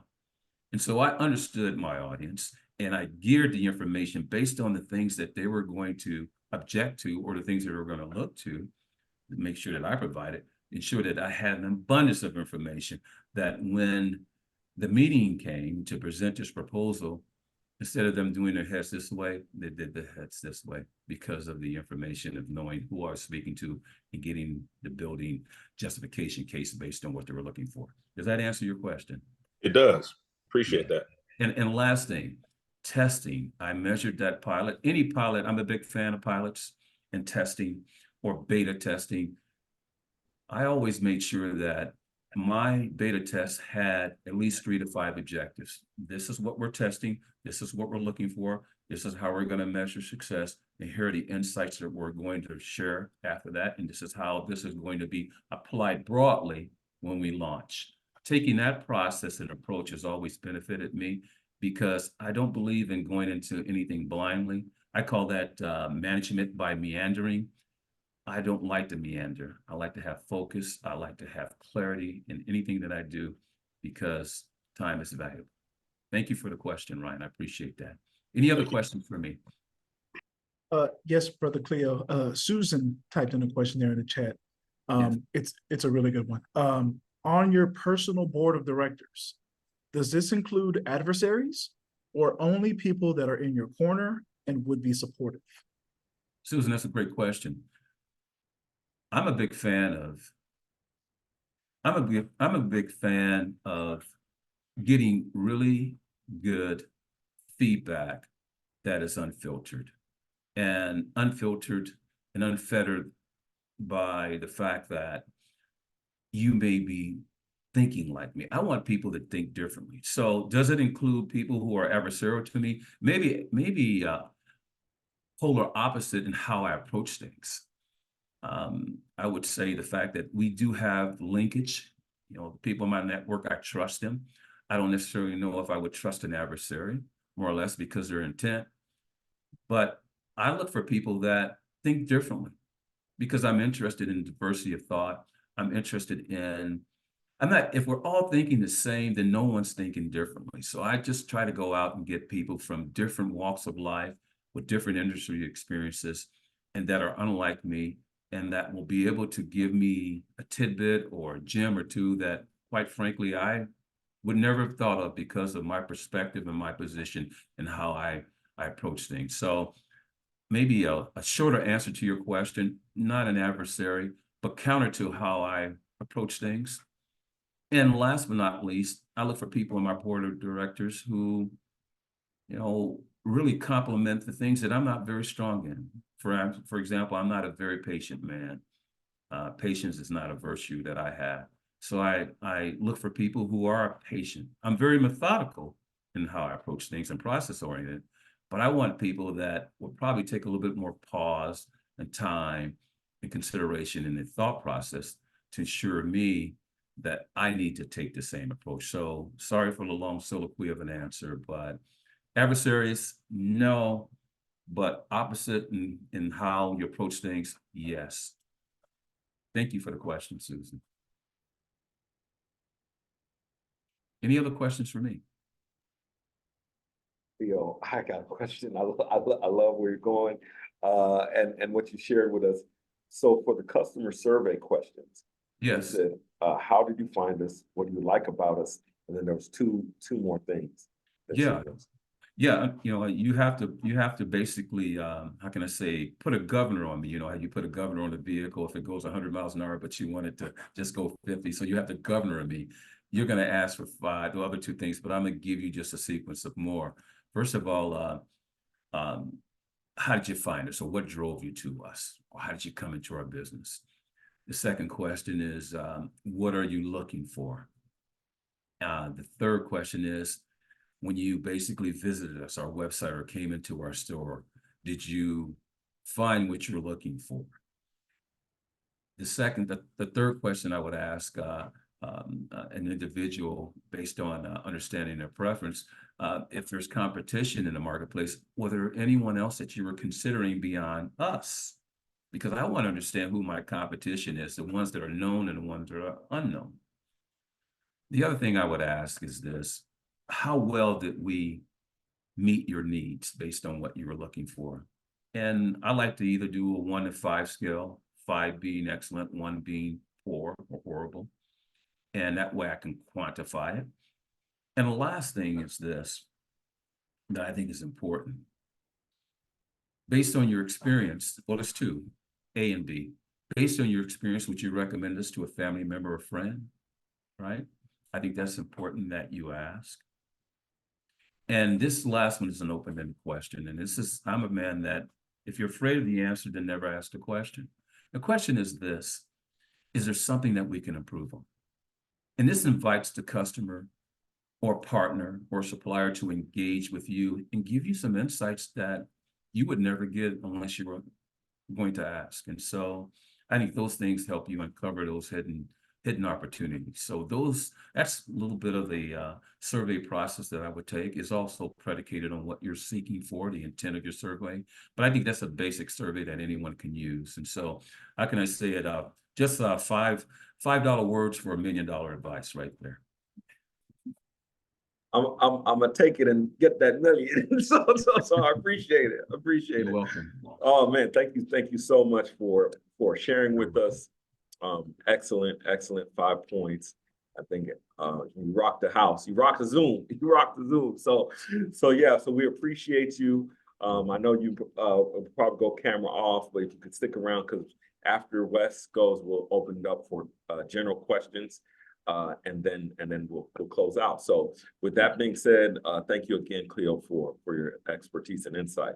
And so we have the one and only Etch-a-Sketch. This is a nickname. His nickname is Etch-a-Sketch because this brother here, his background in engineering in many different dynamics, from commercial to residential. And then eventually into product design and then the product sales and product management, both locally and internationally. He is very, very sharp and to the point. One of the things I love about Wes is he's going to calmly tell you what to do, and when you don't listen, it's going to cost you time and money. But he's not going to rub it too much in your face. So anyway, with that being said, we bring brother Wes to the floor. Wes, you want to go ahead and come on up? Sure. I'm here already. And good afternoon, everyone. Name's Wes Okeke. Thank you for the intro, Festus. And thank you for the introduction, Ole, and the video that was shown, as well as Cleo. Cleo and I have spoken quite a bit regarding purpose and mission, vision, values, and service, which I will touch on probably quite a bit today. And I did go through your questions. The questions were really, really good, or why you're here. I'm in the link. I'm putting a video that I watch probably every month. I've been watching it for the past 8 to 9 years. I've worked with probably 100+ startups over the past 10 years. I launched a startup incubator in 2013, 10 years ago, and I still run that. It's a tech. It's not just tech. We also do non-tech, but primarily tech because that's my background. Then I also run a life science, biotech, medtech accelerator. And these incubators and accelerators work with startups. So all the startups I work with have had different ranges. Some are services; they're not always products. And my business is a service business, right? I'm not necessarily selling a product, even though it is "quote unquote" a product. It's more of a service in helping people. But understanding your why is incredibly important. And I'm giving Ole multiple points here for talking about Chick-fil-A. I use Chick-fil-A, Southwest Airlines, Costco, IKEA, and several other companies in a lot of my talks. So I've talked to most of the universities on entrepreneurship here in Houston and UT Austin as well over the past 10 years. Very, very passionate about it. I needed to understand my why at one point. My background is, as Festus alluded to, in corporate, which I left about 10 years ago, a little over 10 years ago, I left corporate. But my why was driving me in so many different directions, and I needed to nail it down. And my wife said to me 10 years ago, she says, hey buddy, you need to go after this why before it's too late, before you die. You need to go after it, or you're gonna regret, right? And I believe that that God gives us a calling. The word vocation is the Latin word for calling, and I believe everybody has a calling for the career.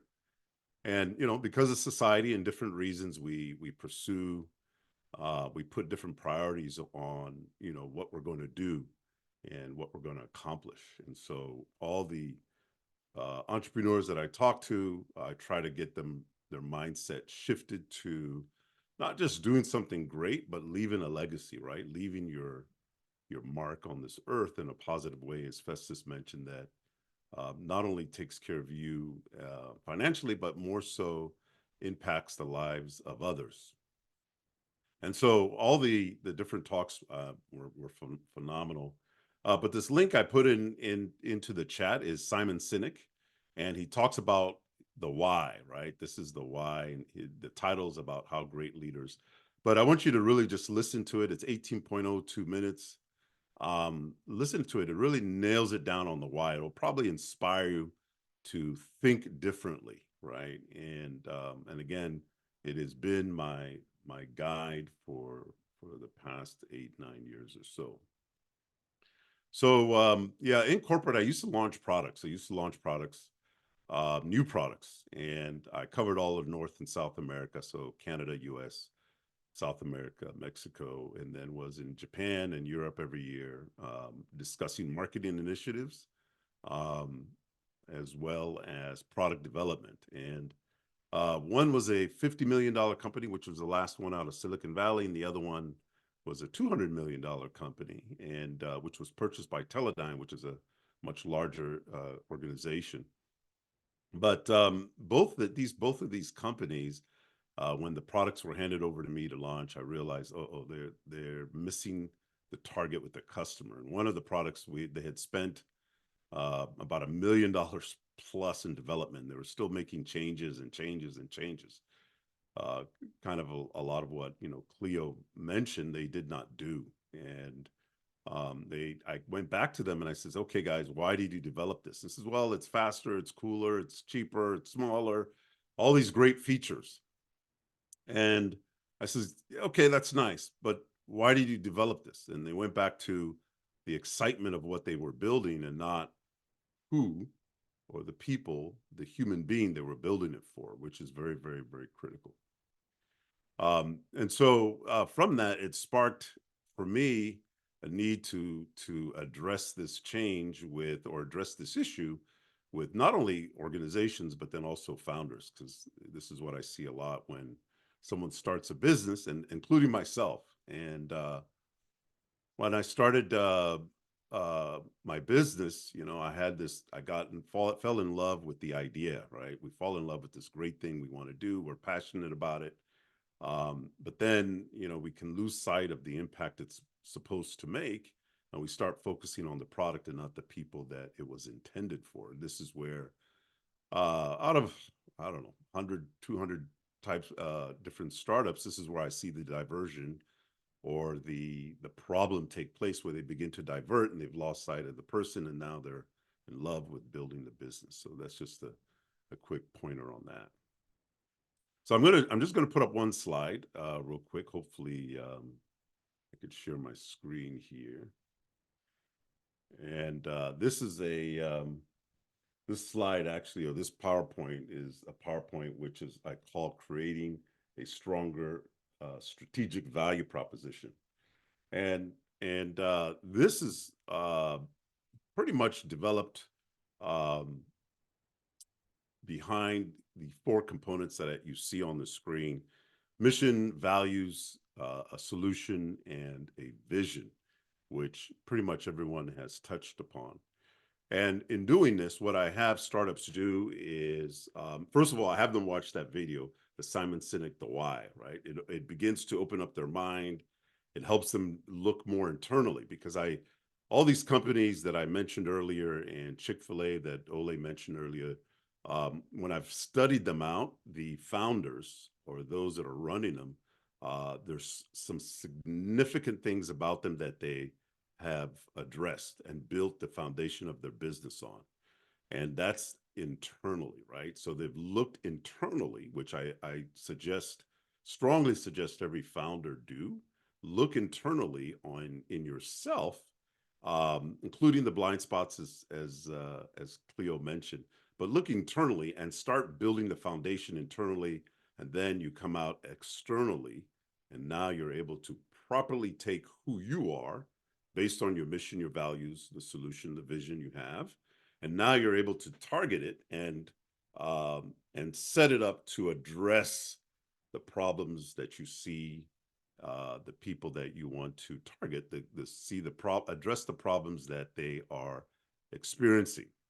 So if you don't know yourself very, very well, then what happens is, including the blind spots, you begin to make changes, consistently changes, missing the target, and you're not really taking from what's within and addressing what is out, right?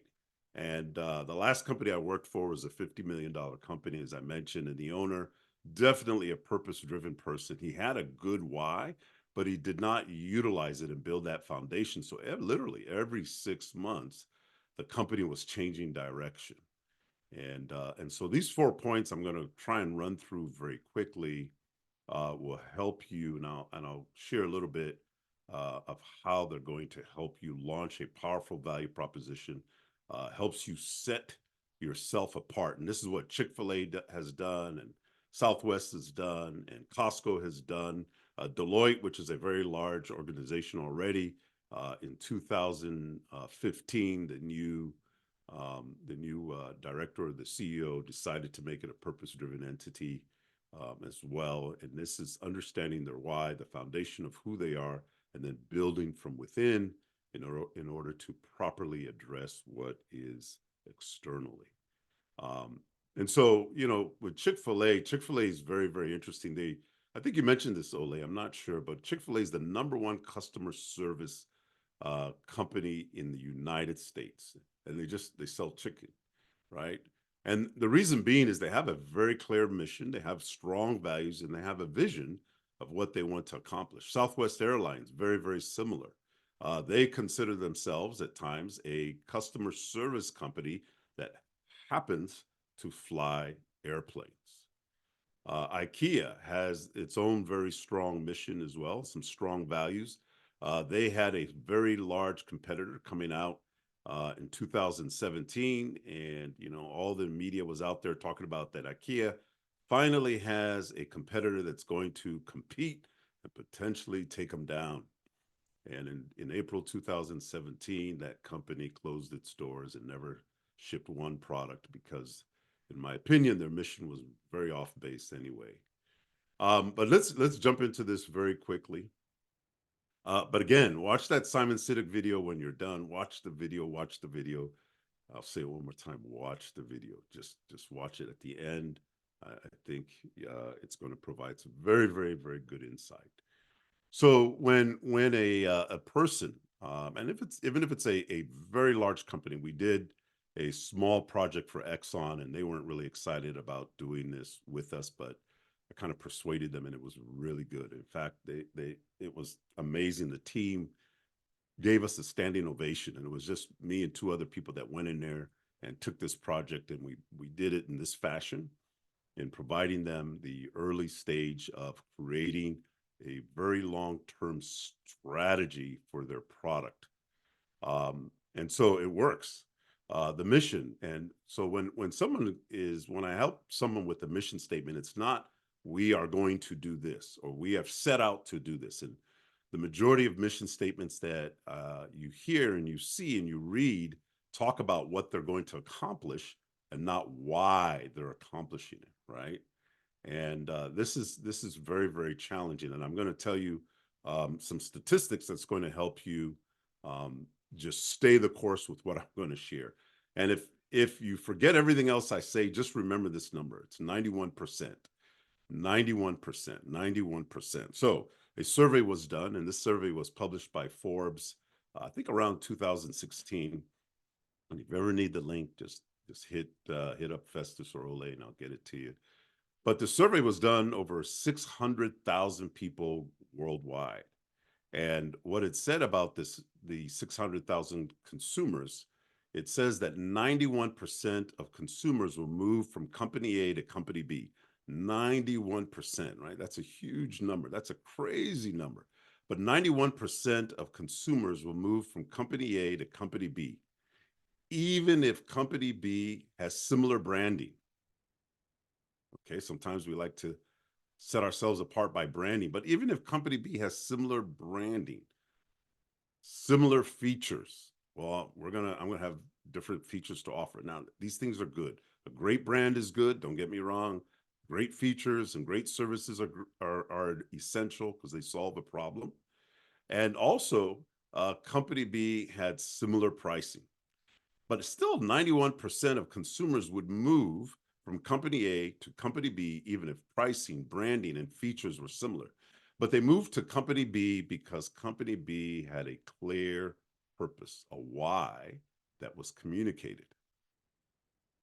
And why is this important? Because at the end of the day, and so most of my sales and business development and launching products was to large companies, multi-million dollar companies. But at the end of the day, I tell everyone, we are human beings. The person that made that decision on the other end at Hologic, which is a large company in Boston where I used to live, the person that made that decision was a human being. And they needed to understand why I was selling this and not what I was selling. Why? What was the reason?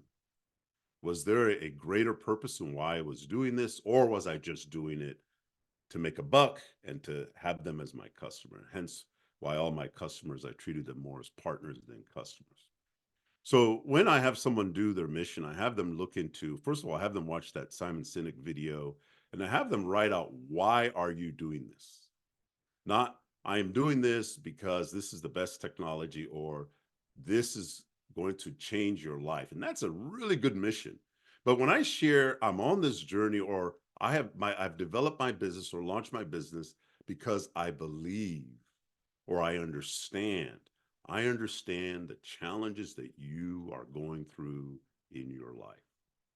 Yeah, with this large I think it was $1 billion company, we understood, or we understand the challenges that you are facing with your product. We understand it. We have gone down that road.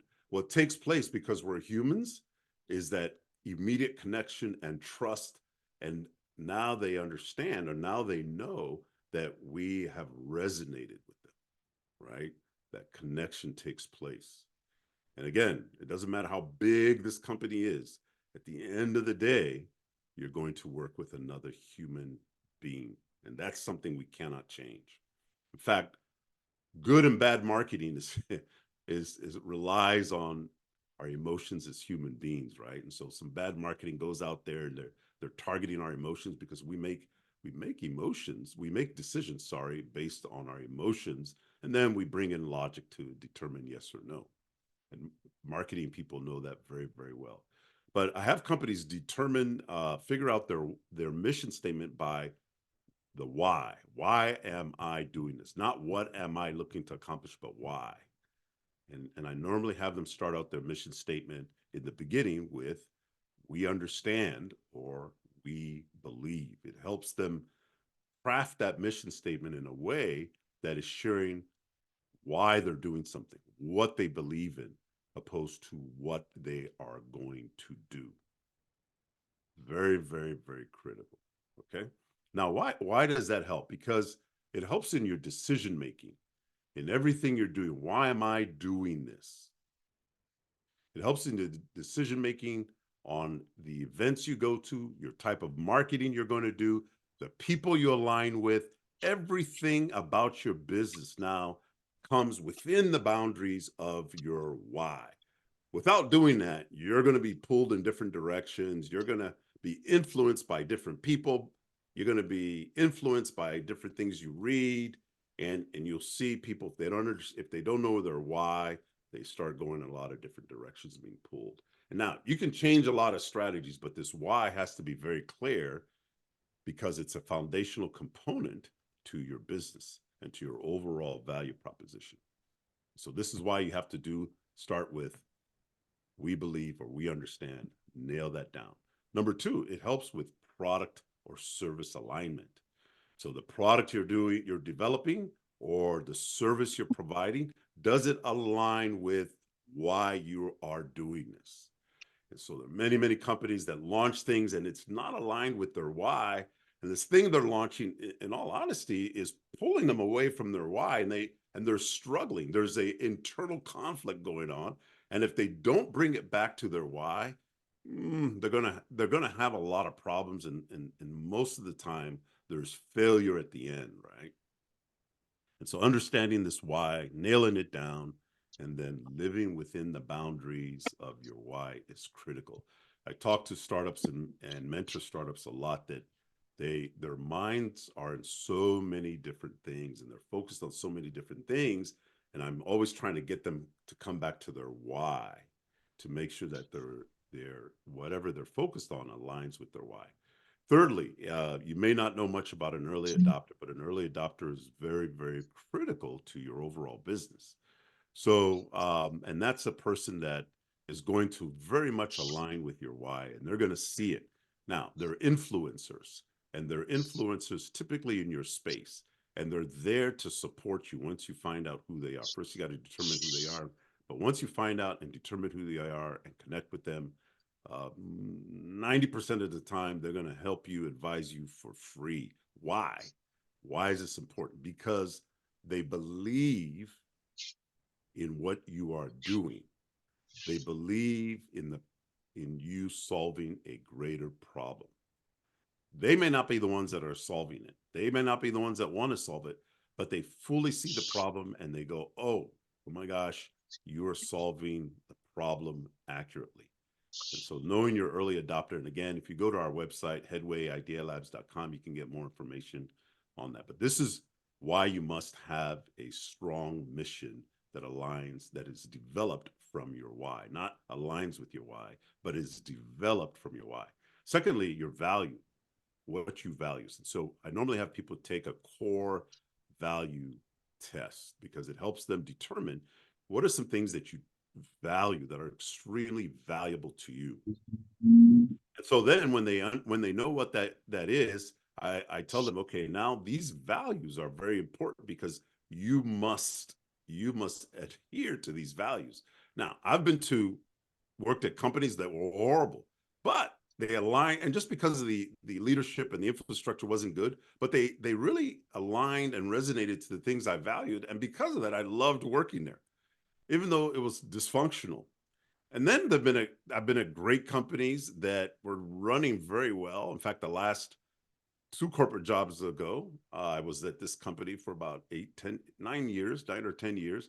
Excellent company. And my boss says, Wes, why are you leaving? And it was a great company, but they didn't align with my values. And just because they didn't align with my values was not a bad thing. They did not align.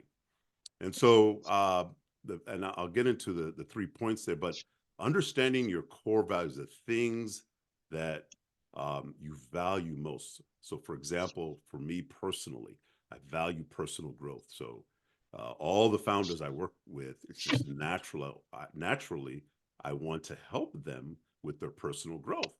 Even though, they may fight it, they may buck it sometimes, right, guys? I want to help them with their personal growth.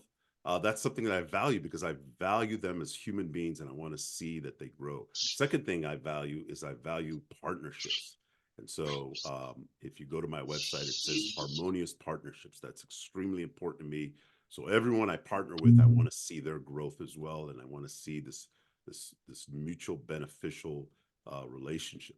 And the third thing that I value is sustainability. I want to make sure whatever I'm doing, that it lasts for a long time. And I'm not just doing something that is going to last for a short time, but I go deep and I want to put my best in whatever I'm doing. So understanding your core values is going to help you in many, many ways. Number one, it sets you apart. The values that you experience from Chick-fil-A, Southwest Airlines, IKEA, Costco, and multiple other companies, Airbnb, it sets these companies apart. And as Ole mentioned, one thing he did not mention was Chick-fil-A beat KFC out of $2 billion a year back in 2005, working only 6 days a week, half the number of restaurants. Why? Because people experienced, and it's just chicken for crying out loud, and their chicken is great, but it's not the best chicken I've eaten in my life. But the experience that their customers have is very important, and it has set Chick-fil-A apart. So when people understand their core values that they have and they nail them down, now they ensure that their customers are going to experience these values. Again, why? At the end of the day, we're all human beings, whether it's a large company or people one-on-one. These values, your core values, are going to be very, very key.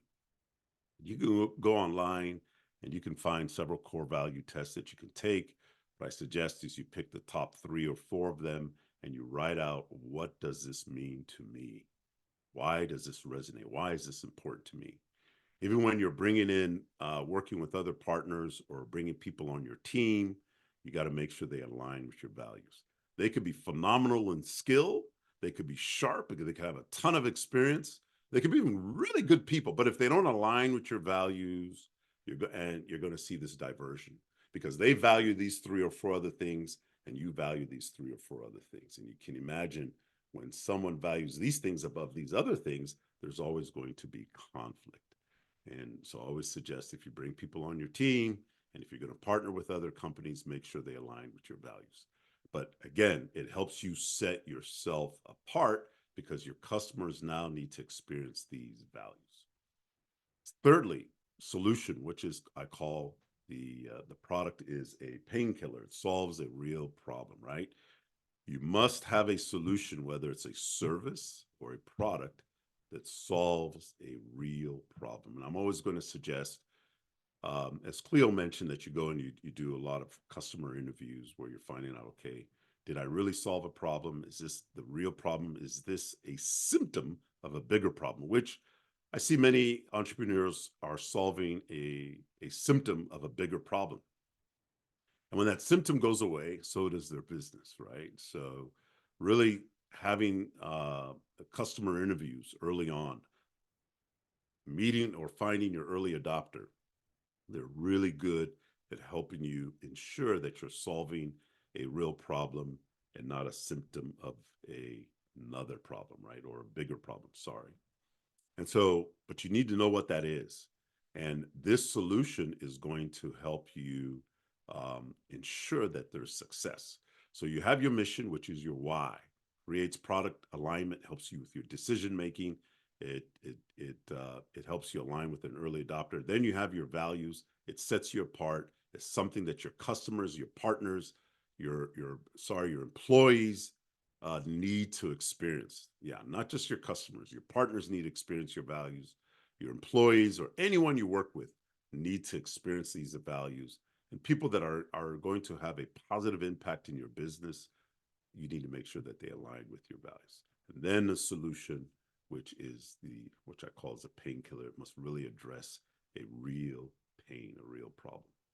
And then fourth, but not last, is the vision. And a vision is long-term vision. And what I have people do is I have them write a story, right? And typically a page and a half. And this story has 3 sections. And this is when you're going to develop your vision statement, right? And I says, okay, Emerald City, let's look 10, 20 years from now, or 5 to 10 years from now. In a perfect world, if everything went perfect, what does the world look like based on your service, your product? So I have them write this vision story. It could be fictional, it can be real, but I really like to have them do a fictional story, not more than a page and a half. First half page, I want you to write I have them write a story about a person, a character. I want to know name, age, race, background, where they live. I want to know everything about this character as much as possible, as if it's a real person, in depth, right? And then the problem they're struggling with. That's the first half page. Second section to this vision story is they come into contact with your business, with your product and your service, and certain interactions take place, right? And so that's the second part. Certain interactions take place, and in those interactions, you're solving their problem and their pain. What does that look like? Right? And the third part of this story, which is the third half page, their lives have changed. And what does their life look like in a perfect world that now your product or your service has made that impact? First stage, first section, background of this person. Second section, they come in contact with your business, with your product or your service. Interactions take place. What does that look like? And their problem is solved. Wow, that's good. But now, how do you envision their life has changed based on that interaction? You got the person before you, the person interacting with you, the person after you. Now you do that and you write that out. The first thing you do now is you go succeed with one person. You're able to see that those steps take place, right? Who they are, they come in contact, and now you see the impact it has made and how their life has changed. Yes, even B2B, that takes place because at the end of the day, we're all human beings. Now, doing that and writing out that story helps you clarify where you see success. Now I know that I've been successful. And now I need to learn how to automate it and improve and make this process repeatable with the same type of quality. And now I need to tack on a charge. How much money can I make to make this change and this transformation in this person's life?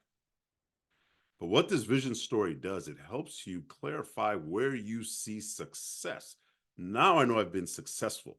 This is the very point that I can acknowledge that I've succeeded, because I've seen this person who I envisioned was here, and they came in contact and interacted with my business, and now their life has changed, and I can envision it, I can see it, and now I have done it, even though it's with one person. Now let me go to number 2, number 3, number 4, right? And this helps clarify where you are successful. And this is where now you say, okay, I need to make it repeatable with the same type of quality and improved quality as well. I need to tack on a charge. But this is good because now you're really going to find out, because a lot of times we come out with pricing on how much we're going to charge, but now you're going to find out how much your product or your service, what value it has, and how much they're willing to pay. And sometimes we charge too much, and sometimes we charge very little, too little, because the value we're providing them is very, very huge, and they're willing to pay much more. But you need to do this first. Number 2, it unites the focus. When you have laid out this vision story and you know what this, and you write out your vision statement based on this story, it helps everyone on your team that's involved understand the focus. This is where we reached. This is the goal. This is the focus point of success for our business. We are all working in tandem in different ways, but we're all working to see that this person's life is changed in this way. and that they experience these things in regards to interaction, and we fix this problem. Very, very important to have that nailed down. And lastly, is the long-term business strategy. This helps you with the long-term business strategy. You have this vision in mind. It helps you with all the strategic components in your business, from marketing to sales to customer adoption. Everything you're doing, it helps you with the long-term business strategy so that you're successful. So again, these are the 4 components in regards to your value proposition and implementing them in order to be successful. And again, basing these on the internal perspectives of yourself, and then being able to deliver it to your customers. And I think that's it. If you have more information, you can reach out to me through Ole. And thank you very much for listening. Man. Thank you so much for dropping these gems. Really great, are grateful and appreciate you sharing your insight and your wisdom and awesomeness. So thank you so much. So we want to open up the floor. Unfortunately, for the sake of time, we're not going to just do questions for Wes. We're going to do questions in general. Okay. So what we could do is we could take 3 closing questions, and then after that, I'm gonna turn it back over to Ole for kind of our final call to action and testimonials and whatnot. So are there any questions directed at Wes or just in general that you thought of during this session? Anybody, any questions? Floor is open.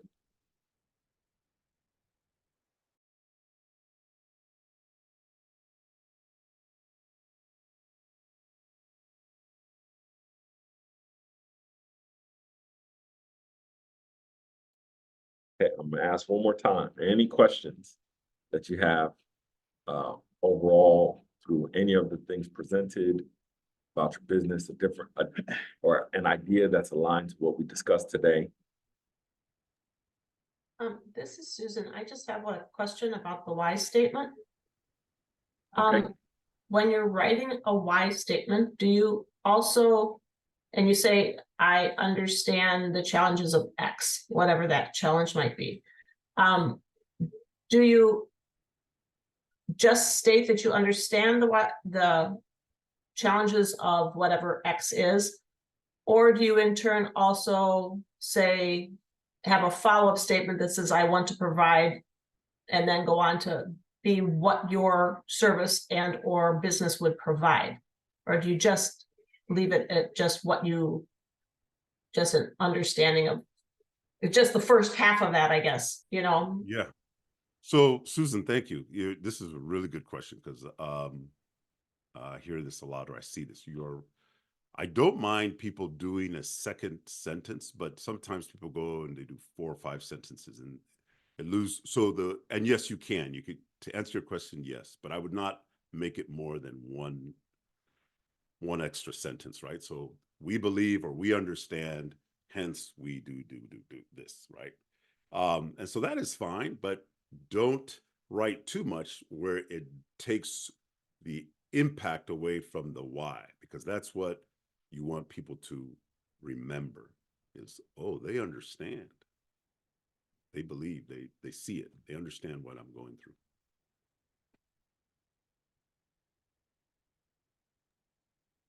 I love that. And just kind of, I think one of the ways that we do this with students at LYS is we try to find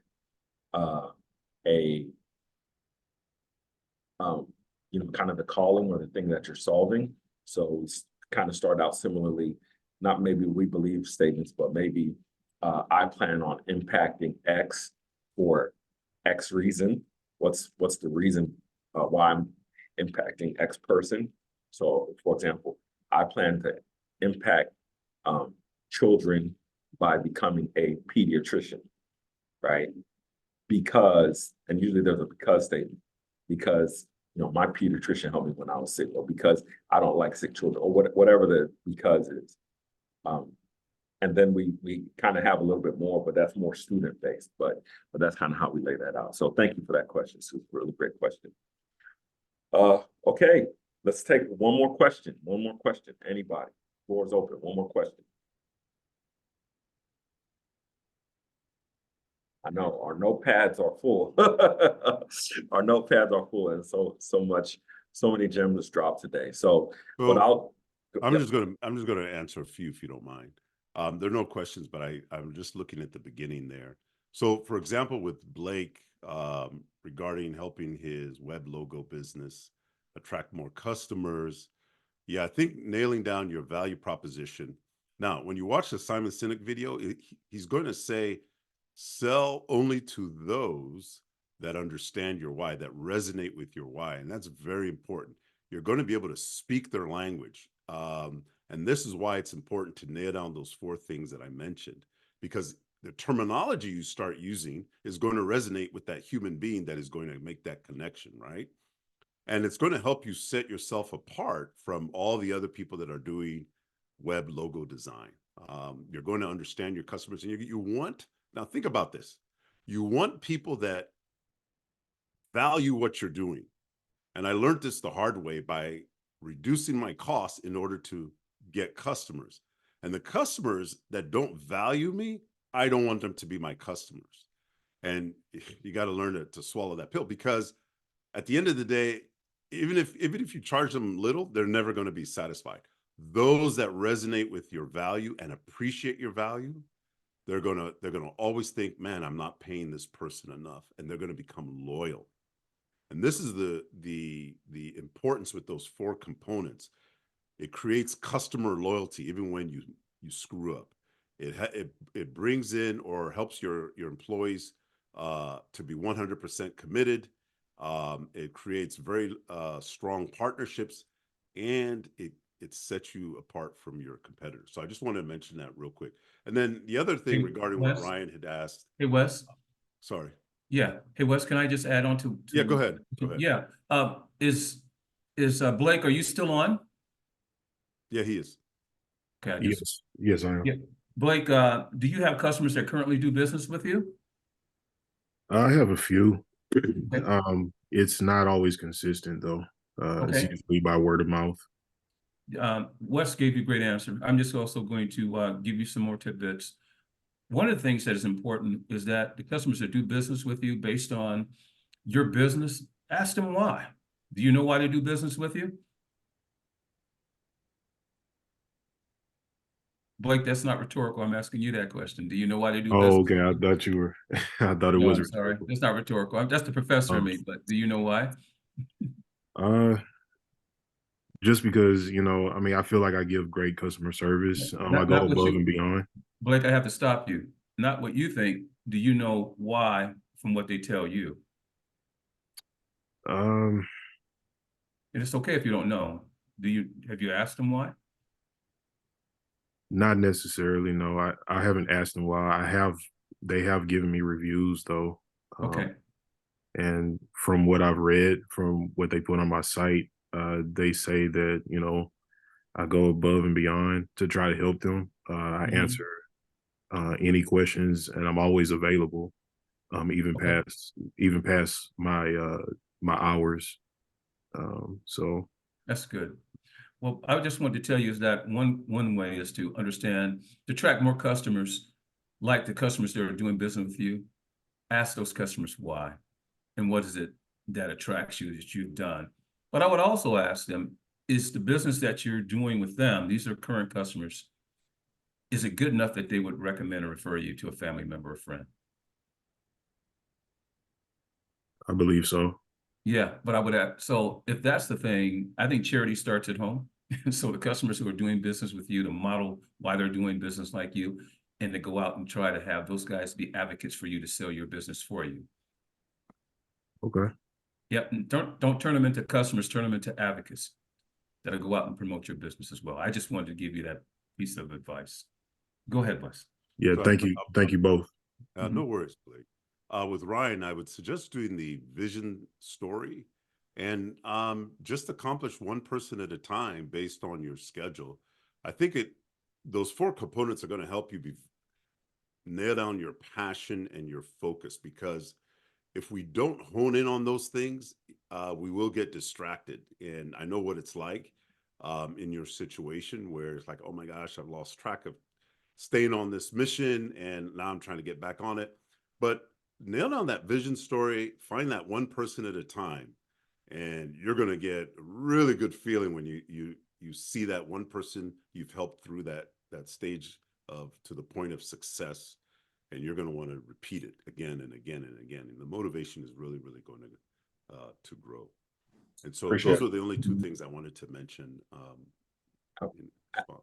Absolutely. That's great. And I'll tackle I just a little bit, only because I've gotten to know you a little bit personally regarding aligning a business that aligns with your purpose. You know, a lot of people think that, and this kind of goes to Cleo's point as well, I think. A lot of people think that, oh, I just have this one business and this one business is going to be the one that works, when really a lot of entrepreneurs might have 3 or 4 business ideas that fail. And then usually after they fail the first 3 or 4 business ideas, the 5th or 6th one, they're like, oh, no, now I kind of got it figured out. And so I think it goes to Cleo's point of test piloting, right? And so maybe instead of just saying, hey, I have this business and this needs to make it, maybe I test pilot this business idea. You know, maybe I work that for 6 months, and, you know, I keep my purpose, but maybe the business idea can kind of change, you know, a couple of times, right? So that way I say, okay, this business fits my purpose, and then that way they're really aligned. So you could say, hey, man, maybe I have these 3 or 4 business ideas. I don't know which one to choose, but the more I understand my purpose, I think this business idea aligns with that purpose. And you could go 6 months in this idea, or a year in this idea, a year in this next idea, a year in this idea. And then you'll start to see, like, okay, this is where I'm getting the most traction. This is where I'm able to live out my purpose the most. And then I can expand on that, right? And then start developing it from there, right? Because again, sometimes I think in the social media age, we take all that outside pressure and think, I need to succeed the first time, only time, and, you know, I need to Snapchat it or Instagram, you know what I mean? Do it for the what do they call it? Do it for the gram, you know what I'm saying? So anyway, with that being said, I want to thank each and every one of you for coming and for joining us today, because our hope and our goal is that as you grow as individual business owners, or even working with a team within a business, or working at your job and just helping your job scale, the job becomes more purpose-based and becomes more fulfilling and more meaningful to those who are there and those you're going to impact, right? So that way we're not just, you know, just doing stuff for a check. We're doing stuff that has meaning and that has purpose. And then hopefully you guys can take on interns and hire employees, and we want to see growth. So Ole is going to kind of close out today and talk to a little bit about kind of what the future is of what we're doing and how you can help us to continue to help you. Okay, so with that, Ole, if you want to go ahead and take it away. All right. Thank you so much. Thank you so much for making this decision. Like I said in the beginning, thank you for coming, right? For making this decision, right? Let's think about where we started from. I said from the beginning, you're making a decision here that's going to separate you, that's going to differentiate you from everyone else who is doing the exact same thing as you. Right. So thank you so much for making that decision. I know it wasn't easy. It's not going to be the same from here. I guarantee you. Real quick, if you can, just type in, did you get the sauce? I just want you to say, you know, was this beneficial? Was this helpful? Right. Did I learn something? Did I learn more than what I knew before? Did I take something with me that I can take from here? Just go ahead and put that in the chat there. I want to again thank Dr. Scott Davis. I want to thank Cleo Franklin Jr. I want to thank Wesley Okeke. I want to thank Festus Amoye. If there's one thing you picked up from every single person who talked today, it was the wisdom, right? You can see the applied knowledge that they've had throughout their years of experience and how it's paid off and how beneficial it is. Okay, real quick, just some final thoughts for you. From this point, I want everyone here to be a sponge. Be a sponge. I got my notes here. I don't know if y'all saw what I was going. I was taking notes on every single person, right? Be a sponge. One of the big things I picked up was letting your ego go. Letting your ego go. That point that I heard there about finding those mentors, and thank you so much, Susan, for that question, right? Super, super powerful. Okay. This is not going to be an easy process. It's not going to be an easy process. You know, Instagram has kind of changed the way we think about this thing, right? Kind of like Festus said, we think it's a very white collar type of experience where I'm going to go here, I'm going to look for stakeholders and how do I approve. You're doing those things, but it's dirty. It is not easy, right? You're going to learn so much about yourself in this process. I say about 6 or 7 years, I have learned so much about myself. And, you know, I find myself saying, I am so weak at this. Because as you start to push yourself and you start to work within your purpose, you understand what's required of you and you start to see where you're short, which is awesome. A lot of people say, oh, that's bad. No, it's awesome because you know something that you're weak at. So you start to build around that. Real quick, if I could say, 21 Irrefutable Laws of Leadership by, his name just left me. John Maxwell, yes.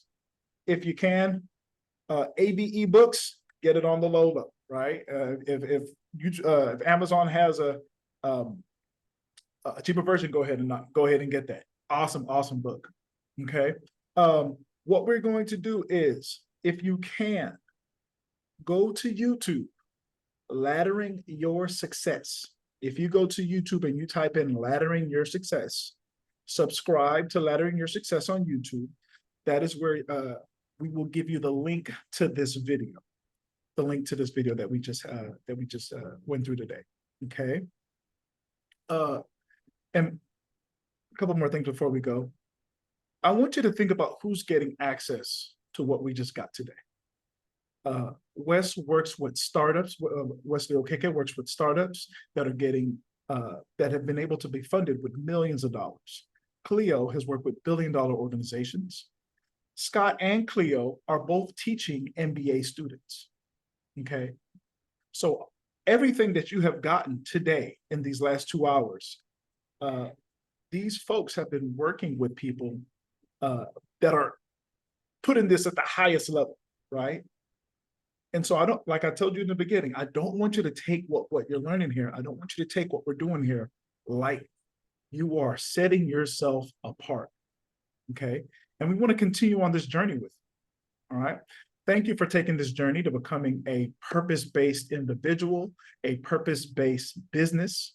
I want to let you know right now, we're looking to do this quarterly, right? So it's not a one and done, right? We're not a college player in the NBA, going to be here for 1 year, then jet to the league. We want to follow you throughout this journey.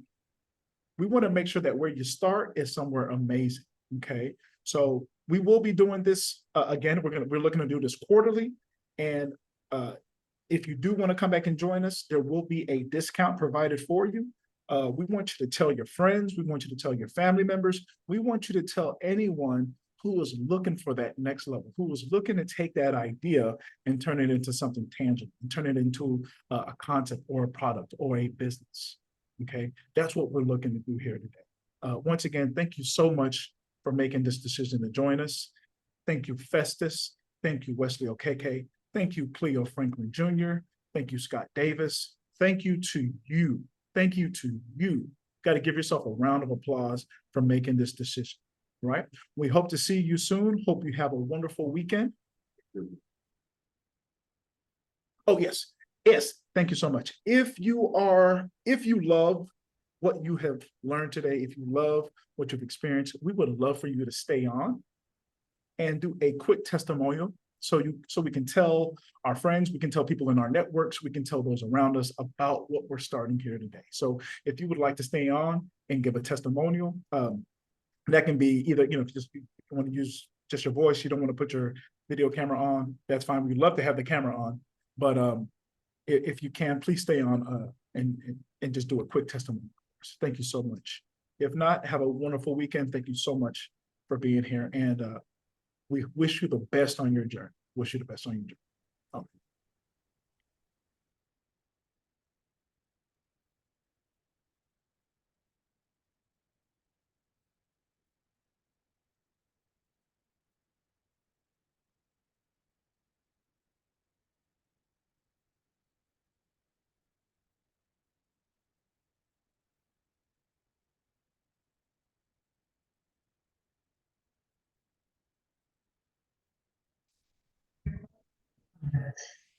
So what was your biggest takeaway from the Jumpstart event with Laddering Success?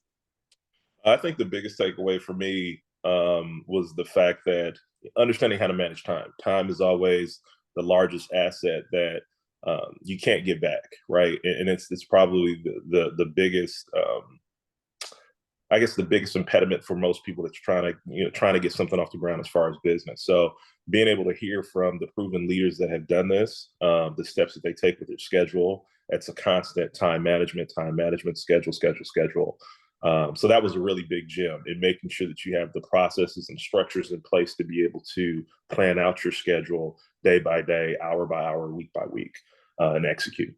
So.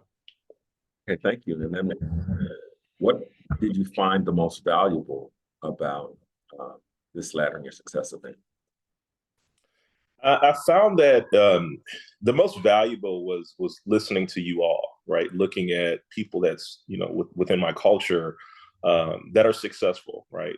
People that are on different tracks, look at things very differently, have different sorts of ideas, but are all successful. So I think that, you know, looking at it from kind of a mentee perspective, you know, what can I take away from all the wisdom that's been given, right? You know, this person was in tractors, this person is in tech, this other person may be in software engineering, and all of the different tools and ideas that they put into place to be successful. That was like the largest takeaway. So, you know, taking everything from everyone and be able to make it my own. And then would you recommend a Laddering Your Success business event to a friend or colleague? Absolutely. The reason being is because I think that we're all looking, I mean, and I'm very successful in my own right. But I think that we're all, you know, for folks that are looking for growth, this sort of event, this sort of opportunity, think tank allows you to open up those different parts of your mind and your brain that may not be open, right? You know, just looking at different ideas from different perspectives in different ways really helps get to that next level. So I think it unlocks something special for me, and I think it unlocks something special for others. Oh, dang, hold on. I forgot to get my headphones on, man.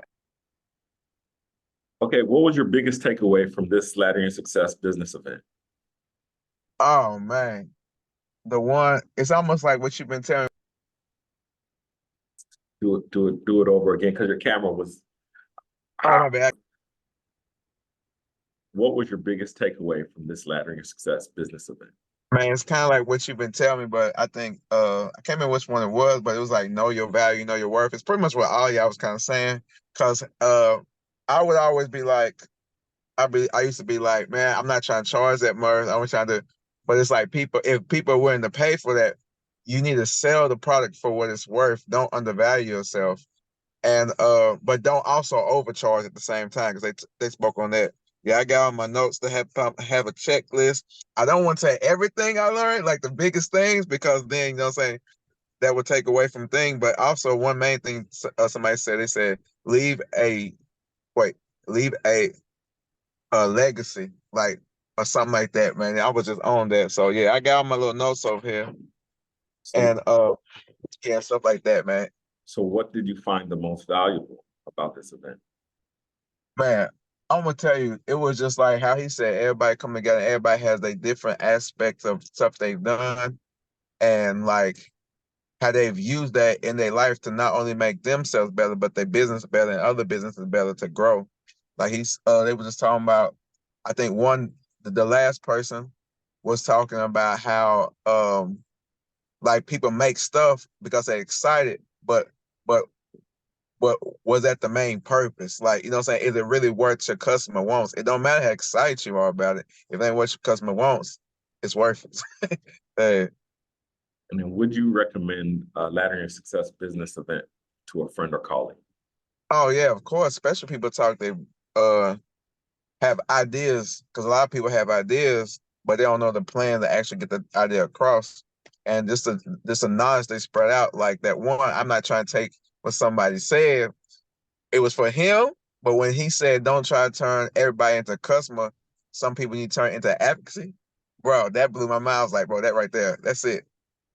So yeah, y'all all had your different aspects and the way it touched. So I would definitely recommend this to anybody. What was your biggest takeaway from this Ladder Your Success business event? It was a lot of good information. One of the biggest takeaways for me was learning the why, but you have to ask yourself why, but you also have to ask, which I didn't know, you have to ask your customers why as well. And that I thought that was just like extremely important because your customers, you want to know what your customers value in you and a part of your business. And what did you find the most valuable about this event? Someone said something about turning your I can't remember who it was, but he said turning your customers into like advocates for you. So and that also goes into like marketing. Even if you're not good at marketing yourself, like your customers can almost in a sense market for you. And so like you also have to remember that your customers are not just customers, they're people. And so like sometimes when you're trying to make money, people tend to forget that, like, especially as a business owner. And so like, I felt like, it's a good reminder to like, hey, like these people are valuable. They're not just customers, they could be, like I said, advocates for your business and spreading word of mouth. Would you recommend the Ladder Your Success business event to a friend or colleague?